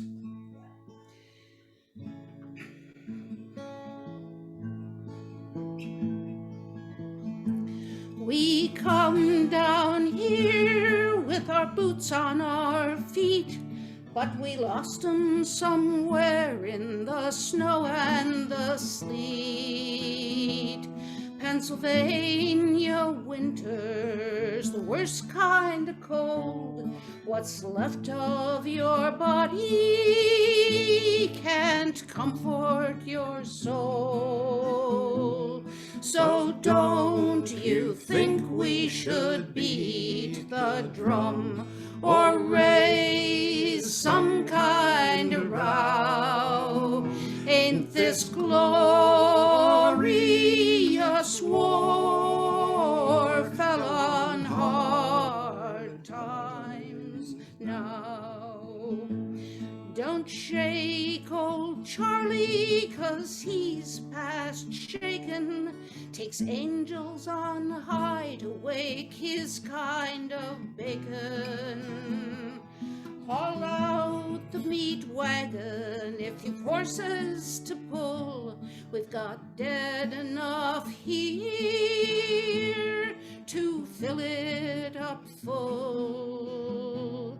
So don't you think we should beat the drum or raise some kind of row? Ain't this glorious war fell on hard times now? When generals die, as I've heard they do, the angels line up just to pull 'em on through. But when privates die, you know good and well, they get to go straight from Valley Forge on down to hell. So don't you think we should beat the drum or raise some kind of row? Ain't this glorious war fell on hard times now? They talk about freedom all night and all day, but my ears are froze up, I can't hear what they say. They give out such a line about the land of the free, but the way things are going, that's a place I won't see. So don't you think we should beat the drum or raise some kind of row? Ain't this glorious war fell on hard times now? To live I'm too cold, to die I'm too young. My life is too short to be over and done. I wonder, is this the last winter I'll see? Well, I don't care for no God who don't care for me. So don't you think we should beat the drum or raise some kind of row? Ain't this glorious war fell on hard times now?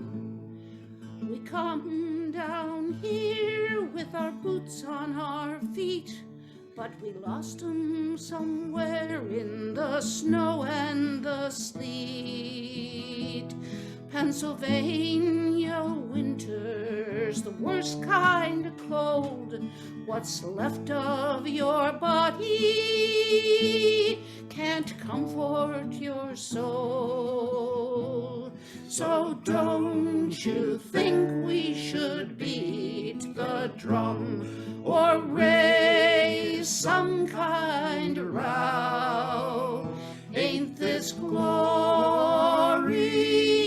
war fell on hard times now? So don't you think we should beat the drum?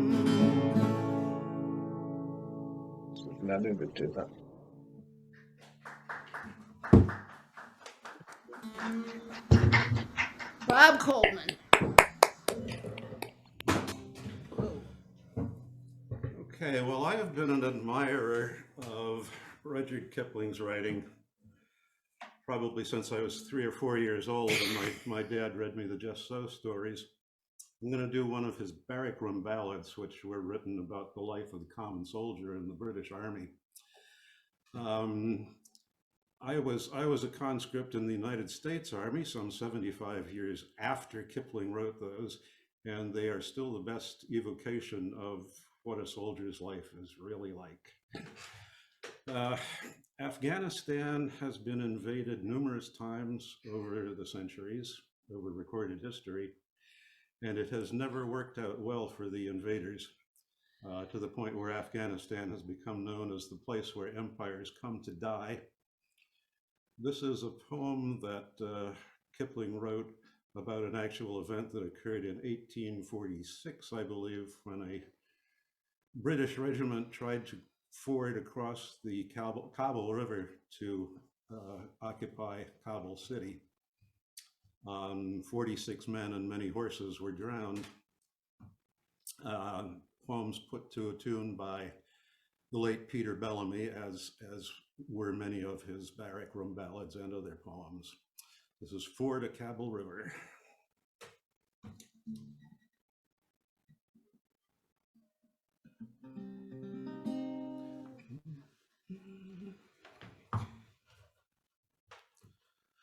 Kabul towns by Kabul River, blow the trumpet, draw the sword. There I left me mate forever, wet and dripping by the ford, ford, ford. Ford a Kabul River, ford a Kabul River in the dark.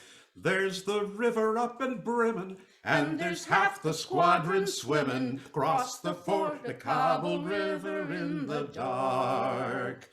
Kabul town's a blasted place, blow the trumpet, draw the sword. Truth I shan't forget his face, wet and dripping by the ford, ford, ford. Ford a Kabul River, ford a Kabul River in the dark. Keep the crossing stakes beside you, and they will surely guide you. Cross the ford a Kabul River in the dark. Kabul town is sun and dust, blow the trumpet, draw the sword. I'd sooner drowned first, stead of him beside the ford, ford, ford. Ford a Kabul River, ford a Kabul River in the dark. You can hear the horses thrashing, you can hear the men a-splashing. Cross the ford a Kabul River in the dark. Kabul town was ours to take, blow the trumpet, draw the sword. I'd have left it for his sake, him that left me by the ford, ford, ford. Ford a Kabul River, ford a Kabul River in the dark. Well, it's none so bloomin' dry there, ain't you never comin' nigh there by the ford a Kabul River in the dark. Kabul town'll go to hell, blow the trumpet, draw the sword. Ere I see him live and well, him the best beside the ford, ford, ford. Ford a Cobble River, ford a Cobble River in the dark.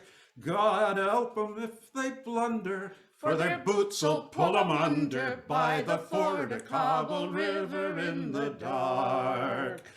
Turn your horse from Cobble Town, blow the trumpet, draw the sword. Him and half me troop are down, down and drowned by the ford, ford, ford.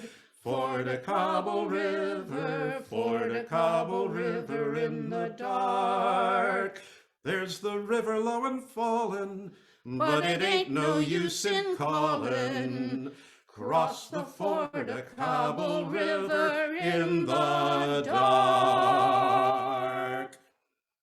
Yeah. Cobble River. Oh,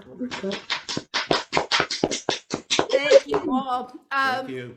We last saw the next two performers in our living room in Rockland, Maine. It's Maine keeps coming into this conversation. 6 weeks ago. Keith Kendrick and Sylvia Needham were new friends to us, and they were old friends by the time they left. It was Yeah. just a delightful time. It really It was so good to have them visiting here and to be able to do a concert, a house concert in our house. And we sure hope that you come back sometime soon. But until you do, we are really pleased to have you here in sight, at least. Please welcome Keith Kendrick and Sylvia Needham. Yeah. Thank you, George and Kathy. It was lovely. And we had a wonderful time. Yes, We did, It we was did. absolutely amazing. Yes, and it's lovely to see you here. We don't have any. Just before we start, I think it might be Anne's birthday because everybody keeps saying happy birthday, Anne. So Happy birthday. happy birthday, Anne. Have a lovely day.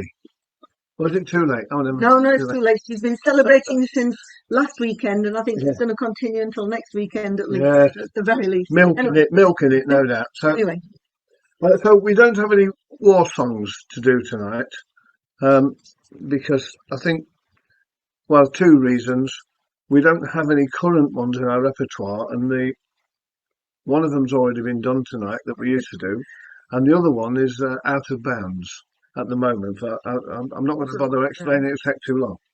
So, we decided to dedicate these two songs to Roger Watson, the mighty Roger Watson, who some of you in America and Canada and Australia may not know him, but I know his name and his work has travelled the world. Yeah. At the moment, he's incapacitated and can't sing or perform or play or anything, following a stroke some years ago. And so we try and sing his songs for him. It's the only way he gets any money out of it. So we're going to sing two of Roger's songs. The first one is it's about how to look after your pit pony. you've all got pit ponies. Yeah, haven't you? assuming you've all got one. And, but way back when this country was a mining country, and where Roger Watson was brought up was a mining town, Kirkby in Ashfield. And so this is a story based on the life of Ganga miners. They're called Gangas because they worked as a team, and they had pit ponies as part of that team. So that's what this song is all about. It's called Gilliver, and both the songs are Derbyshire based, as are we. And Gilliver in a Derbyshire dialect is wallflower. There you go. So there you are. You learn something new every day.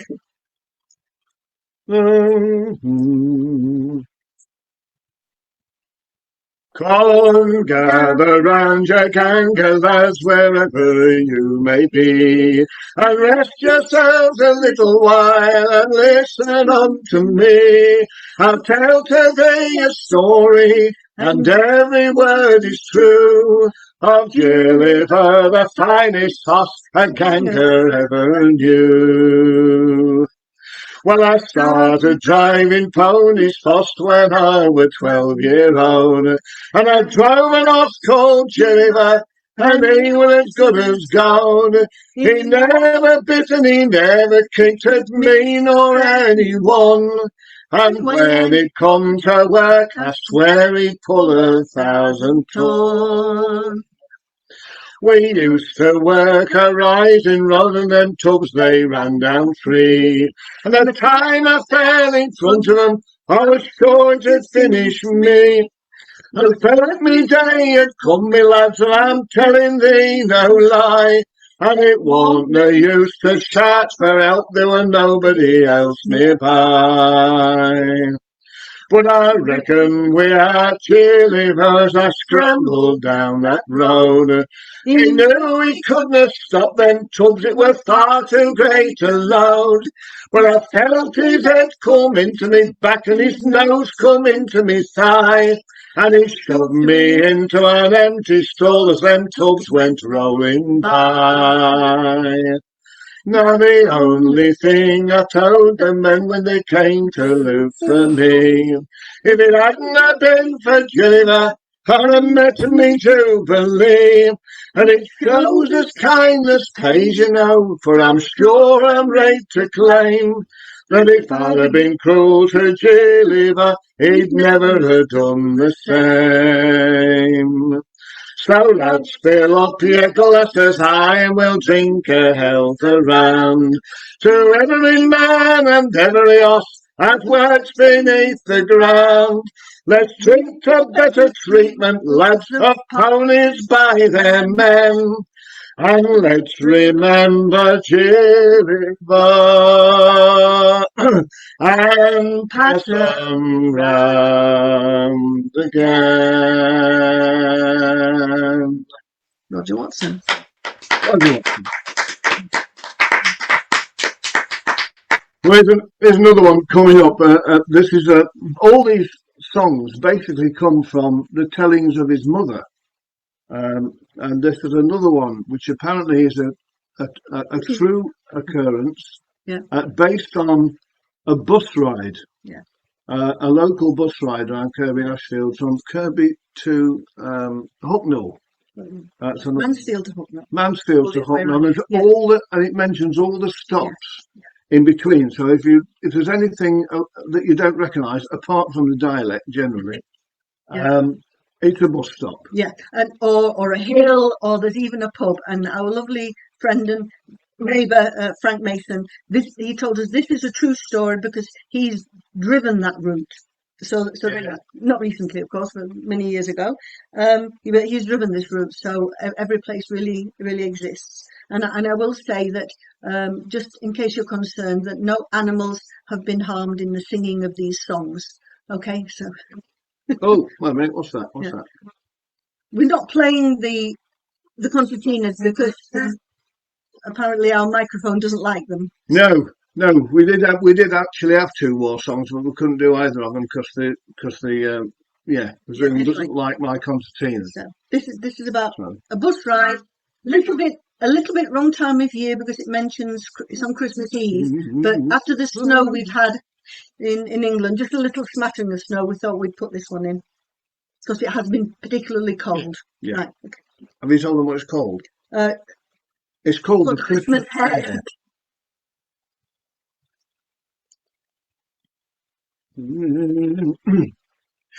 It was one chilly Christmas Eve, as you shall quickly hear. There was winter on the treetops and the air was crisp and clear. The bus set out from up north, from Mansfield it was bound, and steadily it made its way as the night was coming down. It was down Benusted Woodside as we were passing there. From out of a thicket ran a bonny brown hare. Down the road she started and she set a cracking pace, and the driver shouted tally-ho, and after her gave chase. Then he revved up his engine crying hark, hark away. The spirit of the chase had fairly carried him away. And as we swung along the road to the music of his horn, we thought that we would never live to see that Christmas morn. For arms and legs went flying as we lurched around the bends. Wives clung on to husbands, and friends clung on to friends. The conductor rang his bell like mad, but the driver took no heed, or else he took it for encouragement, for he quickened up his speed. Now in Newstead and in Annesley they stand and stare aghast as they hear a bus's engine and a hare comes running past. Imagine their amazement as they wonder what was up when the bus comes flying past and leaves them standing at the stop. But she never looked behind her, and she ran so straight and true. But the chase was nearly over when East Kirkby came in view. And running past the Badger Box and up to Mutton Hill, the hare began to tire. It was time to make the kill. Then all at once the bus stopped dead, and we landed on the floor, and looking out the window, Aaron Huntsman there we saw. He held her by the ears crying, isn't she a winner? I've a wife and 7 kids at home, and here's our Christmas dinner. The Christmas hare. Hey, there you are. American. Yeah. Okay, next we have the delightful Stacey Blythe, who I am absolutely thrilled after. Again, she's not somebody I've seen live, but we've watched some of her videos, and we said, "Oh, please, will she be playing the harp?" And she is. We're really looking forward to this. She's done a lot of work with the Welsh Opera, with children, with workshops.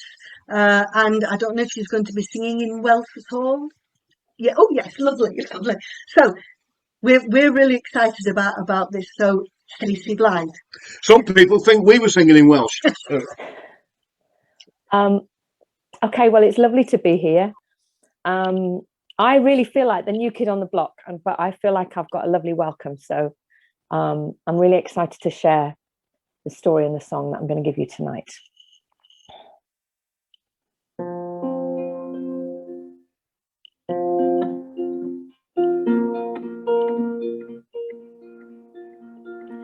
Cyfoeth nid yw ond ferydd, glendid nid yw yn parhau, ond cariad pur sydd fel y dir yn para traws o dan.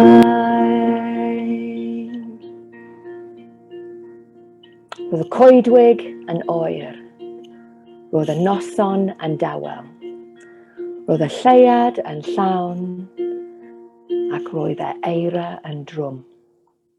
The night was cold, the forest was thick, everything was still. The snow was white, apart from little holes showing where the footprints had been. And the footprints belonged to an old lady. And she, right at the last minute, had managed to gather up some clothes, some warm clothes, wrap them round herself, and escape her village. Her village had been overrun by soldiers, and the whole place was being destroyed. But she was clever. She knew a way out the back, and she'd run away through the woods, over the snow, into the night. Oedd hi'n oer iawn, oedd hi'n larpio y dillad round, oedd hi'n clymu fe gyda gregys, ac oedd hi'n oer iawn. She was very cold, but she was very clever. And she walked through the woods quietly, so nobody would see her. And she blended with the trees with her dark clothes, so the soldiers wouldn't find her. Eventually she came upon an old shepherd's hut. Roedd yr hen adeilad yn oer a wedi torri, ac oedd y lleiad yn disgleirio lawr. The moon shone down upon it. And she put her hand on the cracked wooden door and pushed in. It was very dark, and she was quite frightened. And she saw a shape in the dark, and she stepped in and closed the door behind her. And she said, "Pwy sy fan'na tywyllwch? Pwy wyt ti? Pwy sy yma? Who's there? Who's there in the dark? And a very small voice answered, Paid a poeni cariad. Dwi ddim yn mynd I brifo ti. Don't worry. There's nothing to fear. I'm not going to harm you. Hen tad ci ydw I. I'm just an old grandpa. And like you, I've run away from my village. And I seek shelter, and I luckily found it here. And the old man was very thin and very bony, and he was wrapped in lots of layers of clothes as well. So there they sat, a ddau hen bobl, two old people together, the granny wrapped up and the grandfather wrapped up. And as she sat there next to him in the cold and the dark, she thought, life is slipping away. The normal life, the everyday life, the lovely, normal domestic life has gone. What can I do? What can we do tonight to try and remember that and get something back? Tisha clywed story, she said. Do you want to hear a story? Oh, diolch yn fawr, said the old man. And so she began. Many, many, many years ago, before our grandparents were even teenagers, there was a village far away with two beautiful young people who loved each other dearly. And soldiers had come to their village too. And they'd ravaged the land and they'd ravaged the people, and everything was torn and broken, and everyone was tired and cold and nearly broken themselves. But thankfully the war had stopped, and life was beginning to return to normal very, very slowly. Tiny little green shoots were starting to grow in the fields, and people were beginning to put their lives together. And these two lovely young people loved each other so dearly and so deeply. And it was wintertime. And they wanted to give a special gift to the other to show how much they loved each other. But they had nothing. The little girl, who was very young and very lovely, all she had was the most beautiful, long, black, shiny raven hair.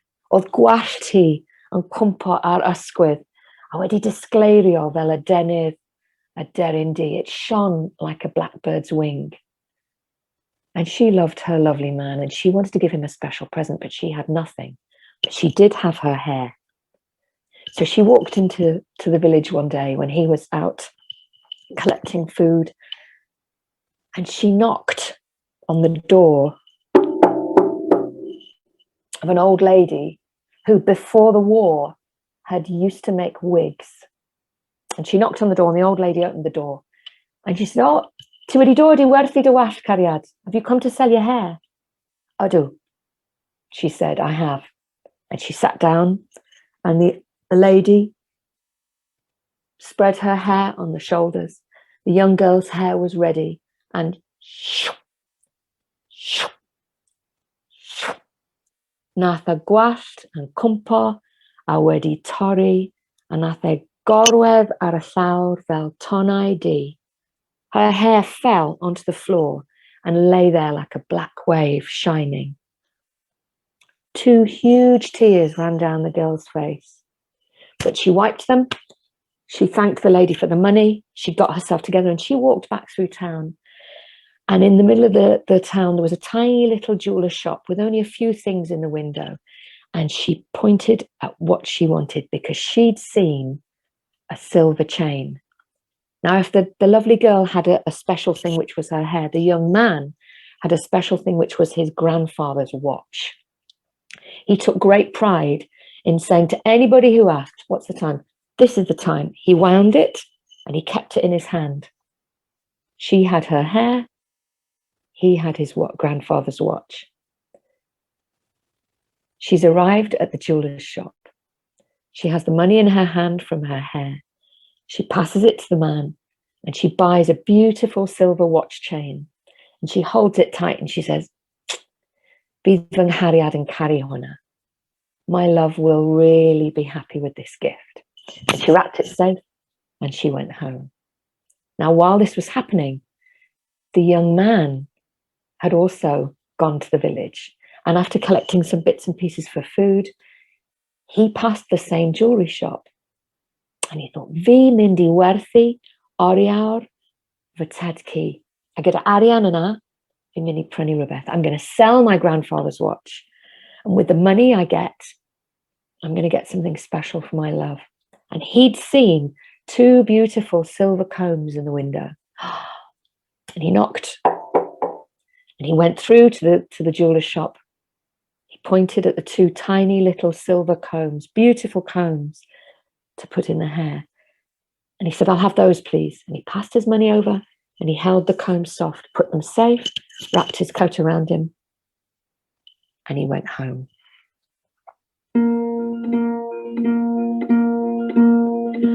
Cyfoeth nid yw ond o feryl, glendid nid yw yn parhau, ond cariad pur sydd fel y dyr yn para tra bodau. So the young man arrives home, the young girl had arrived home, and they're sitting at a table together. She's here, he's there. And she has her hands around her gift, and he has his hands around his gift. And he looks up and he realizes she's cut all her hair. It's all short. Where are the waves? Ble mae y gwallt wedi mynd? And he looks shocked and she says, paid y poeni cariad. Fi wedi torri fe am reswm da. I cut it for a good reason and it will grow back. And she opens her hands, and in her hands is the most beautiful silver watch chain. And her eyes are twinkling and she's so excited. And he opens his hands, and in his hands are these 2 beautiful silver combs.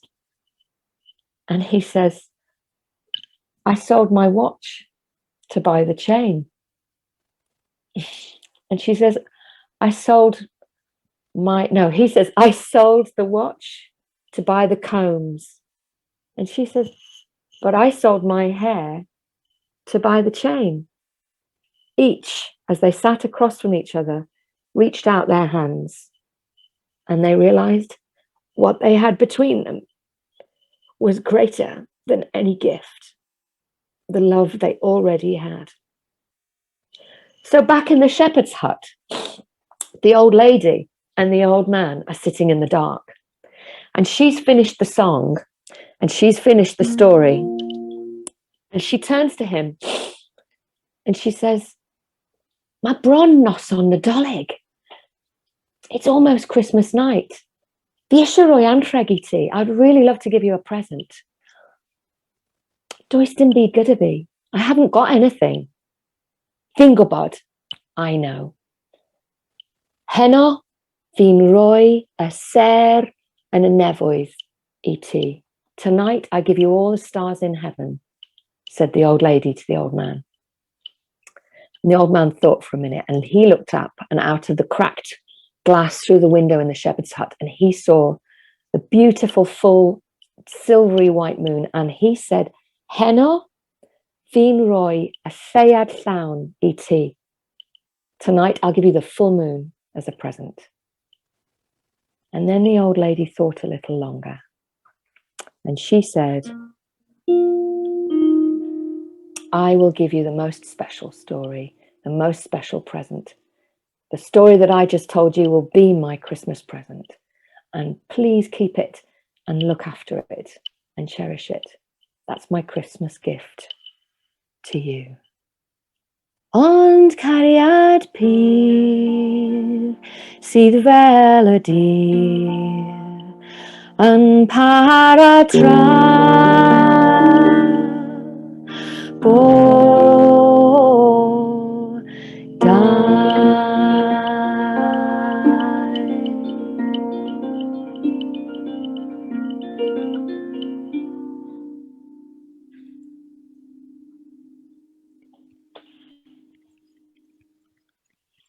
Thank you very much.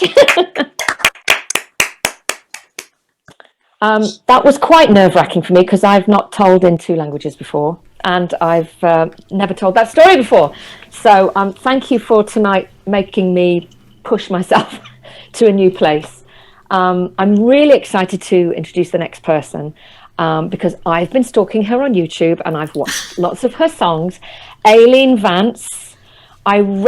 This is what I love about tonight. I have just been introduced to all these amazing artists. I watched, there's a lovely video of you with some people around together in the same room in a studio recording in harmony, and the songs are just gorgeous.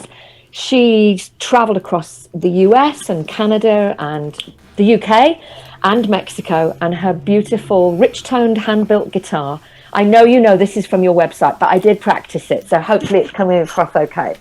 And her lovely heartfelt songs have shared their beauty and their love through all the places that she's done her concerts. She's a real believer in writing songs about ordinary people and is very inspired by how people can just hang on in there and just make the best out of a situation. So I leave you in the capable hands and voice of Aileen Vance. Oh, thank you so much, Stacey. What a beautiful, beautiful story. And the story, one of my favorite from my childhood, The Gift of the Magi.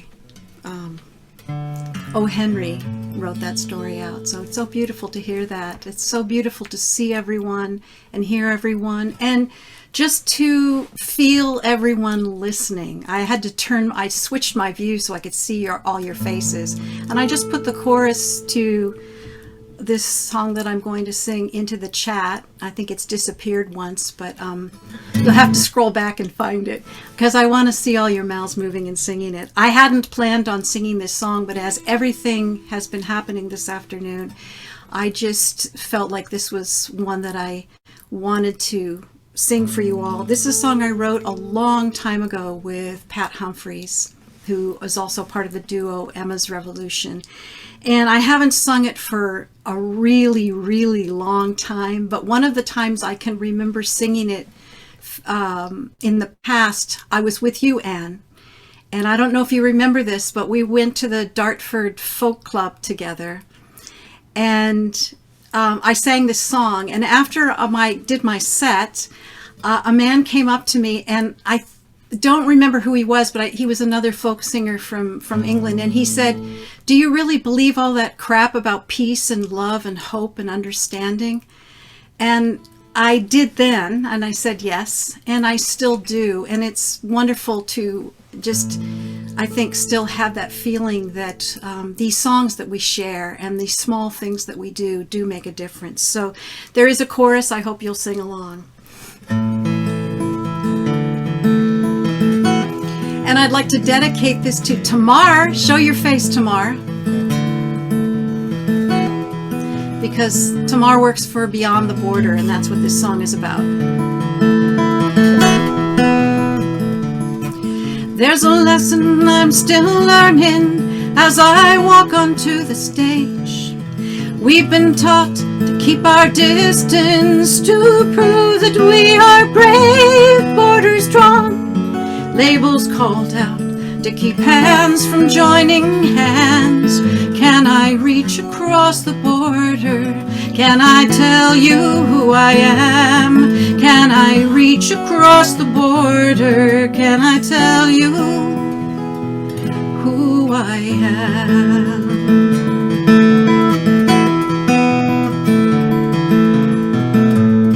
Share the contents of our pockets. Share the richness of our lives. Lighten our load. Share the food upon our table. Fill the emptiness before us. We're all voices in the chorus.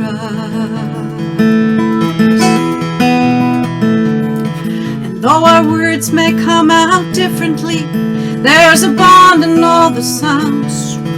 We create the common language as we move ourselves along. For when you tell me of your vision, your life and hopes and fears, then you reach across a border, and I can feel you drawing near. When you reach across the border, I can feel you drawing near. Here comes the chorus again. Let's hear you all. Share the of our pockets. Share the richness of our lives, lighten our load. Share the food upon our table. Fill the emptiness before us. We're all voices in the chorus.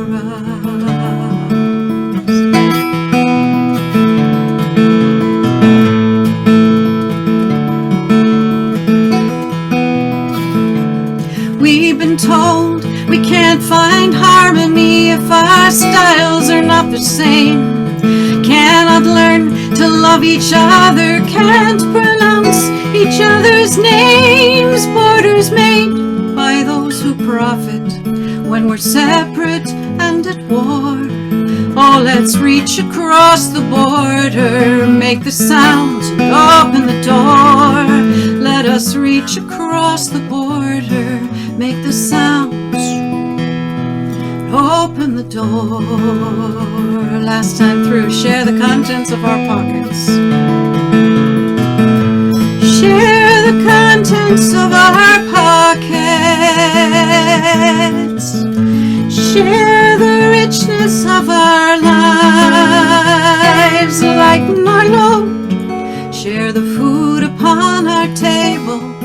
Fill the emptiness before us.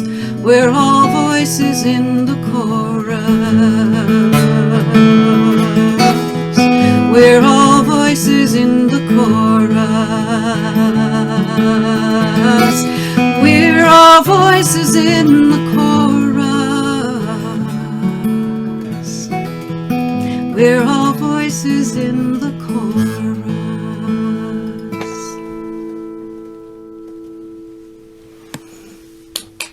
Thank you. Thanks.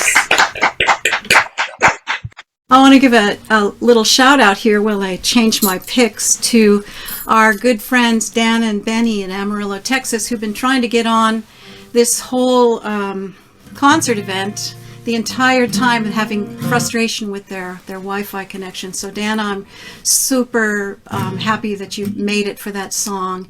I love you so much, and I love everyone here. It's just so wonderful to be with you all. This is another song I did not plan on singing, but also hearing everyone today made me feel like singing it. It's a great, I'm used to singing with people and hearing people sing back to me. I also conduct a choir, and I just love hearing voices in a room singing in harmony.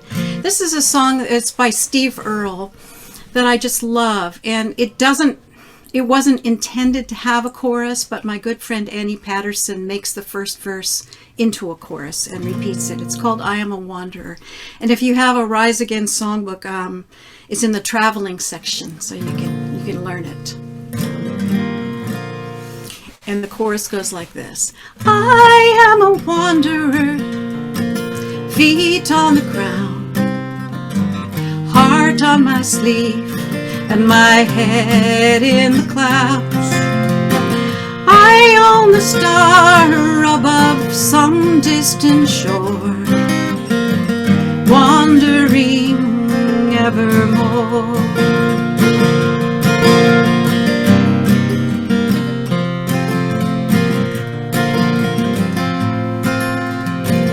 I am a refugee, torn from my land, cast off to travel this world to its end, never to see my proud mountains again, but I still remember them, and I am a wanderer.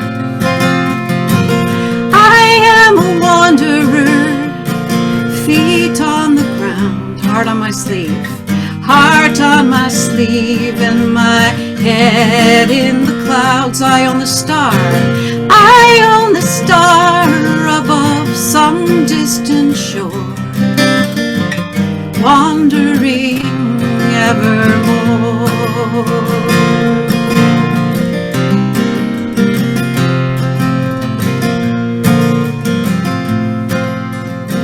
And I am a laborer, sign round my neck, will work for dignity, trust, and respect. I stand on this corner so you don't forget. I haven't had mine yet, and I'm a wanderer, and I am a wanderer. Feet on the ground, heart on my sleeve, and my head in the clouds. I own the star above some distant shore, wandering evermore.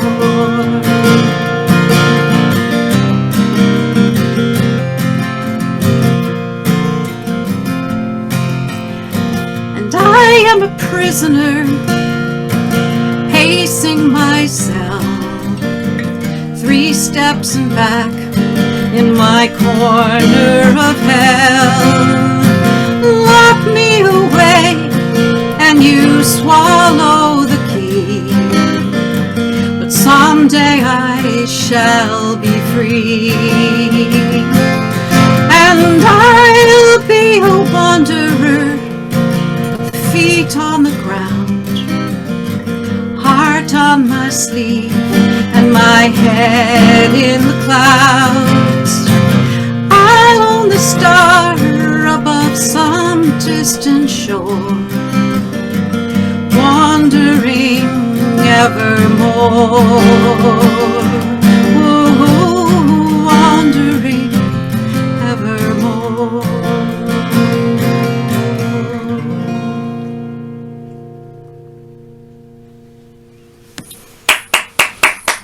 Thank you, Steve Earle. And Anne, happy, happy, happy, happy, happy birthday. Thank you for your voice and your songs and your persistence, and for putting this all together. It's just so beautiful.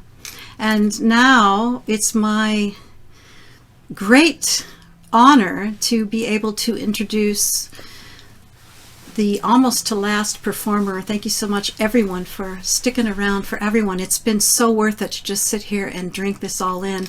I did not know this person at all until a few days ago, and we've had some wonderful chats back and forth on email. And one of the things that's wonderful about doing this is that you find out that there are people doing the same thing that you do, 11,000 miles away or whatever, and you should know them. And I really, really want to know you. And Anne Cronin she's a teacher. She teaches English to refugees and immigrants in England. She is a singer and a songwriter.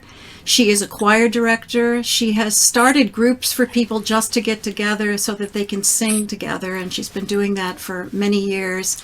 And I'm just in admiration of everything I read about you. So I ask you to give a warm welcome to Anne Cronin. Thank you so much. Thank you. Thank you so much. That's a really lovely introduction. I really enjoyed this evening, and just really wonderful, wonderful performances of everybody. I was thinking beforehand what I should do tonight, and I don't know, one of the things that angers me about what's happening everywhere is mainly the effect on children. So I've written songs about that, and I thought I would share those. They're not the happiest songs, but I think they say things that I need to say. So.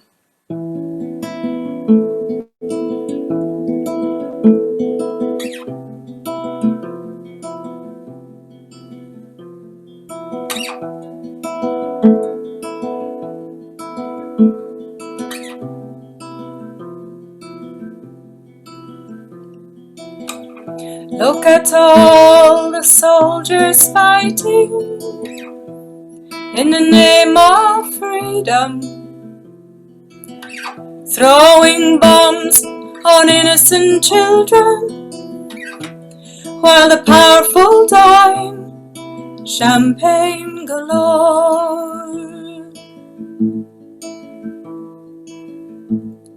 And where do the children go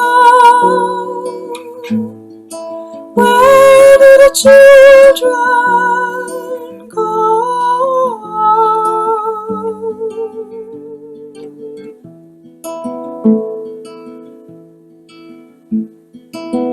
Look at all the cars exploding, and the city is crumbling.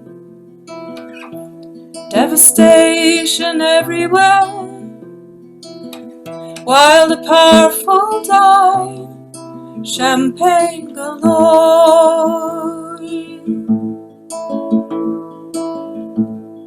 And where do the children play? Where do the children play?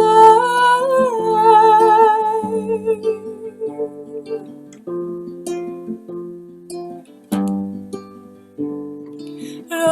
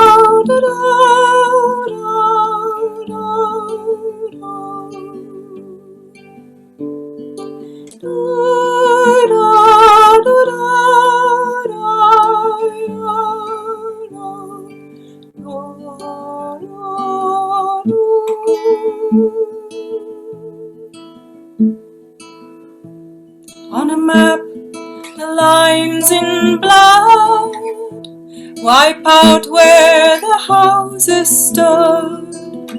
Secret deals done everywhere, while the powerful dine. Champagne galore. And where do the children run? Where do the children run?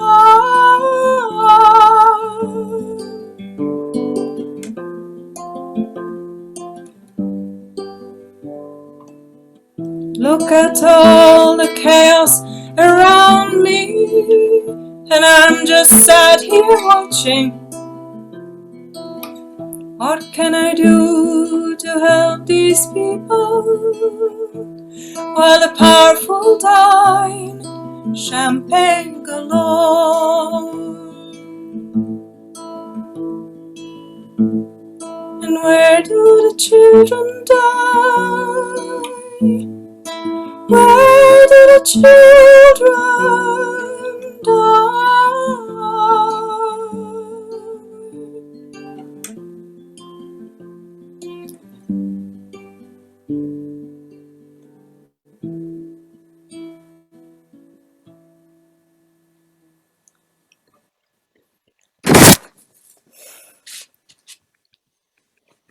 Thank you. And so the next song is a lullaby. It's called Lullaby for a War Child.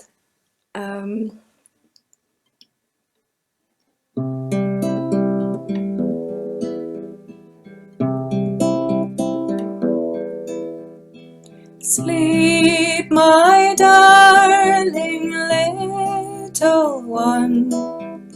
Close your eyes, my dear. Sleep, my darling little one. I will be right here. In my arms you're safe and sound, while the world goes round and round. Ooh, ooh. Sleep, my darling little one. Close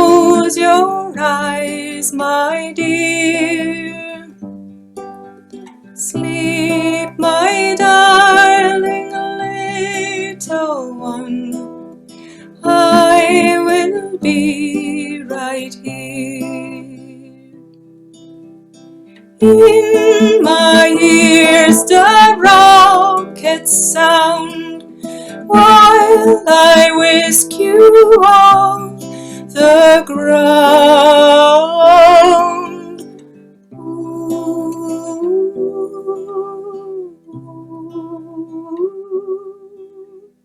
Sleep, my darling little one.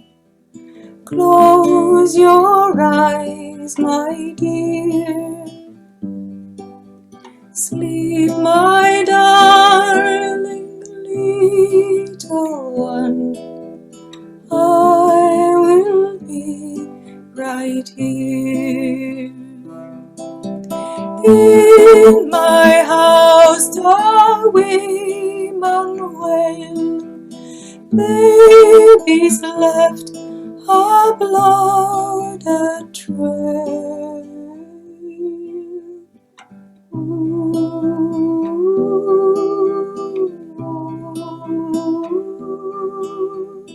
Sleep, my darling little one.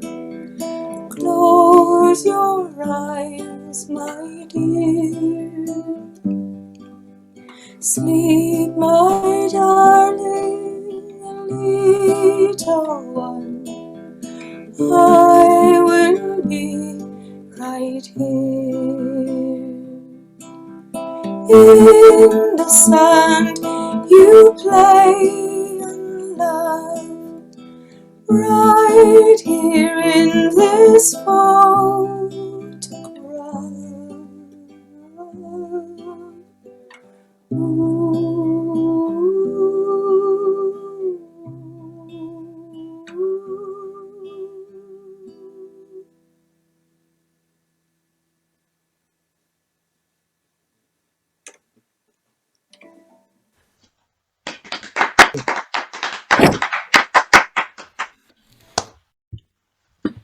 Thank you. And now it's my great honor, really great honor and absolute pleasure to introduce Anne for her last song of the evening. And fittingly, I came across Anne through one of her songs. I sang Moth and I needed to know who wrote this because it is so beautiful. And so Anne has been causing these amazing ripple effects with all the creative work that she does and enriching so many people's lives with beauty and interesting things like her doctorate in she writes about the 13th century Occitan story that now is ready to be told in English, and so she's kind of pushing things through the ages, which has an amazing beauty in itself. She's also very active as a teacher. She teaches French, she teaches songwriting. You should check out her online courses as well. And over lockdown, Anne did Zoom concerts with her friends. She's just an all-round good egg, isn't she? Really. She's got a new music publisher, which is hugely exciting for everybody. And she said to me that she hasn't been discovered, which made me laugh. I mean, come on.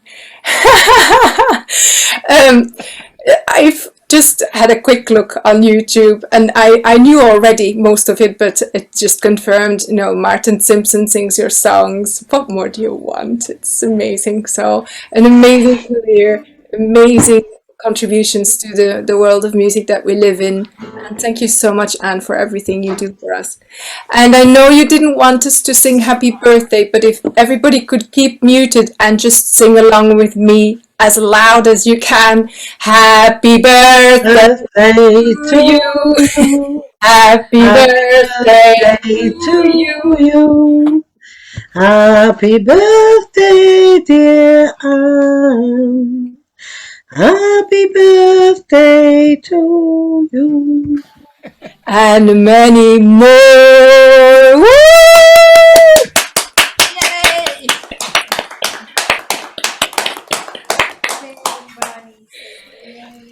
Ladies and gentlemen, Anne. Well, thank you all so much. This has been such amazing treat because I knew it would be good.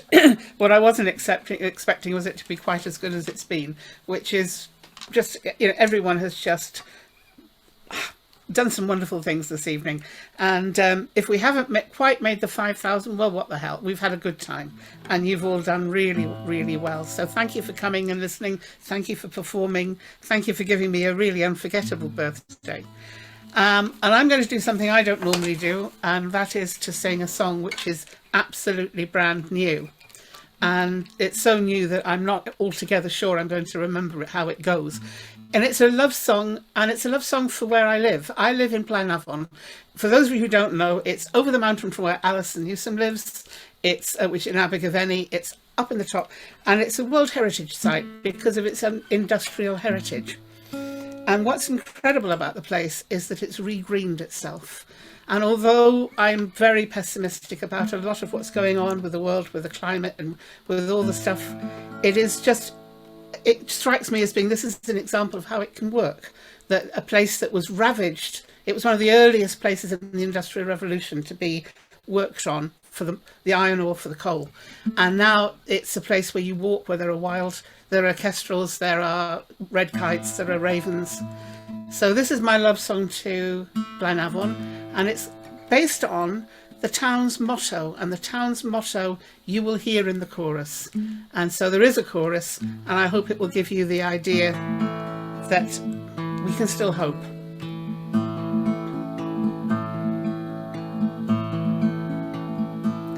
They came to this country, came to our green hillsides, searching for iron ore, searching for coal. They built blackened foundries and built iron tramways, but they couldn't kill beauty and they couldn't kill soul. For hope is unbroken, light follows darkness. It might take time, but the land holds its songs. Hope is unbroken, the mountains are green again. Day follows nighttime and right follows wrongs. The red kites and ravens, the buzzards, the kestrels fly over the scars in the hurt land below. The mines and the foundry, and now valued heritage, outdated technology from times long ago. Yet hope is unbroken, light follows darkness. It might take time, but the land holds its songs. Hope is unbroken, the mountains are green again. Day follows nighttime and right follows wrongs. Some mornings you see it, the dragon lies sleeping. His breath fills the valley with clouds and with mists. We drive over mountains where this land is keeping, where this land remembers the pickaxe and fist. Yet hope is unbroken, light follows darkness. It might take time, but the land holds its songs. Hope is unbroken, the mountains are green again. Day follows nighttime and right follows wrong. Just like this landscape scarred by old industry, our hearts may be soft, but our spirits are strong. Brown land will green again, air can be clean again, war turns to peace and grief turns to song. Yet hope is unbroken, light follows darkness. It might take time, but the land holds its songs.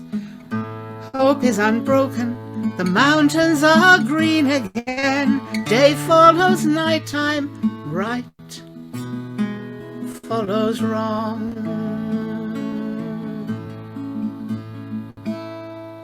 Thank you very much, everyone. That's been such a wonderful evening. Thank you so much, everyone.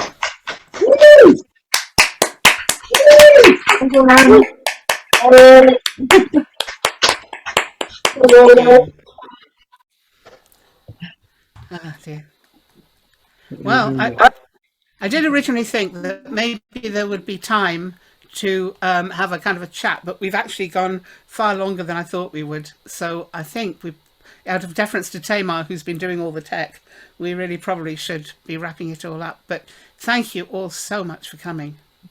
Thank you, Anne. Thank you so much. Thank you, Anne. Thank you, Anne. Thank you very much, darling. And thank you, everybody.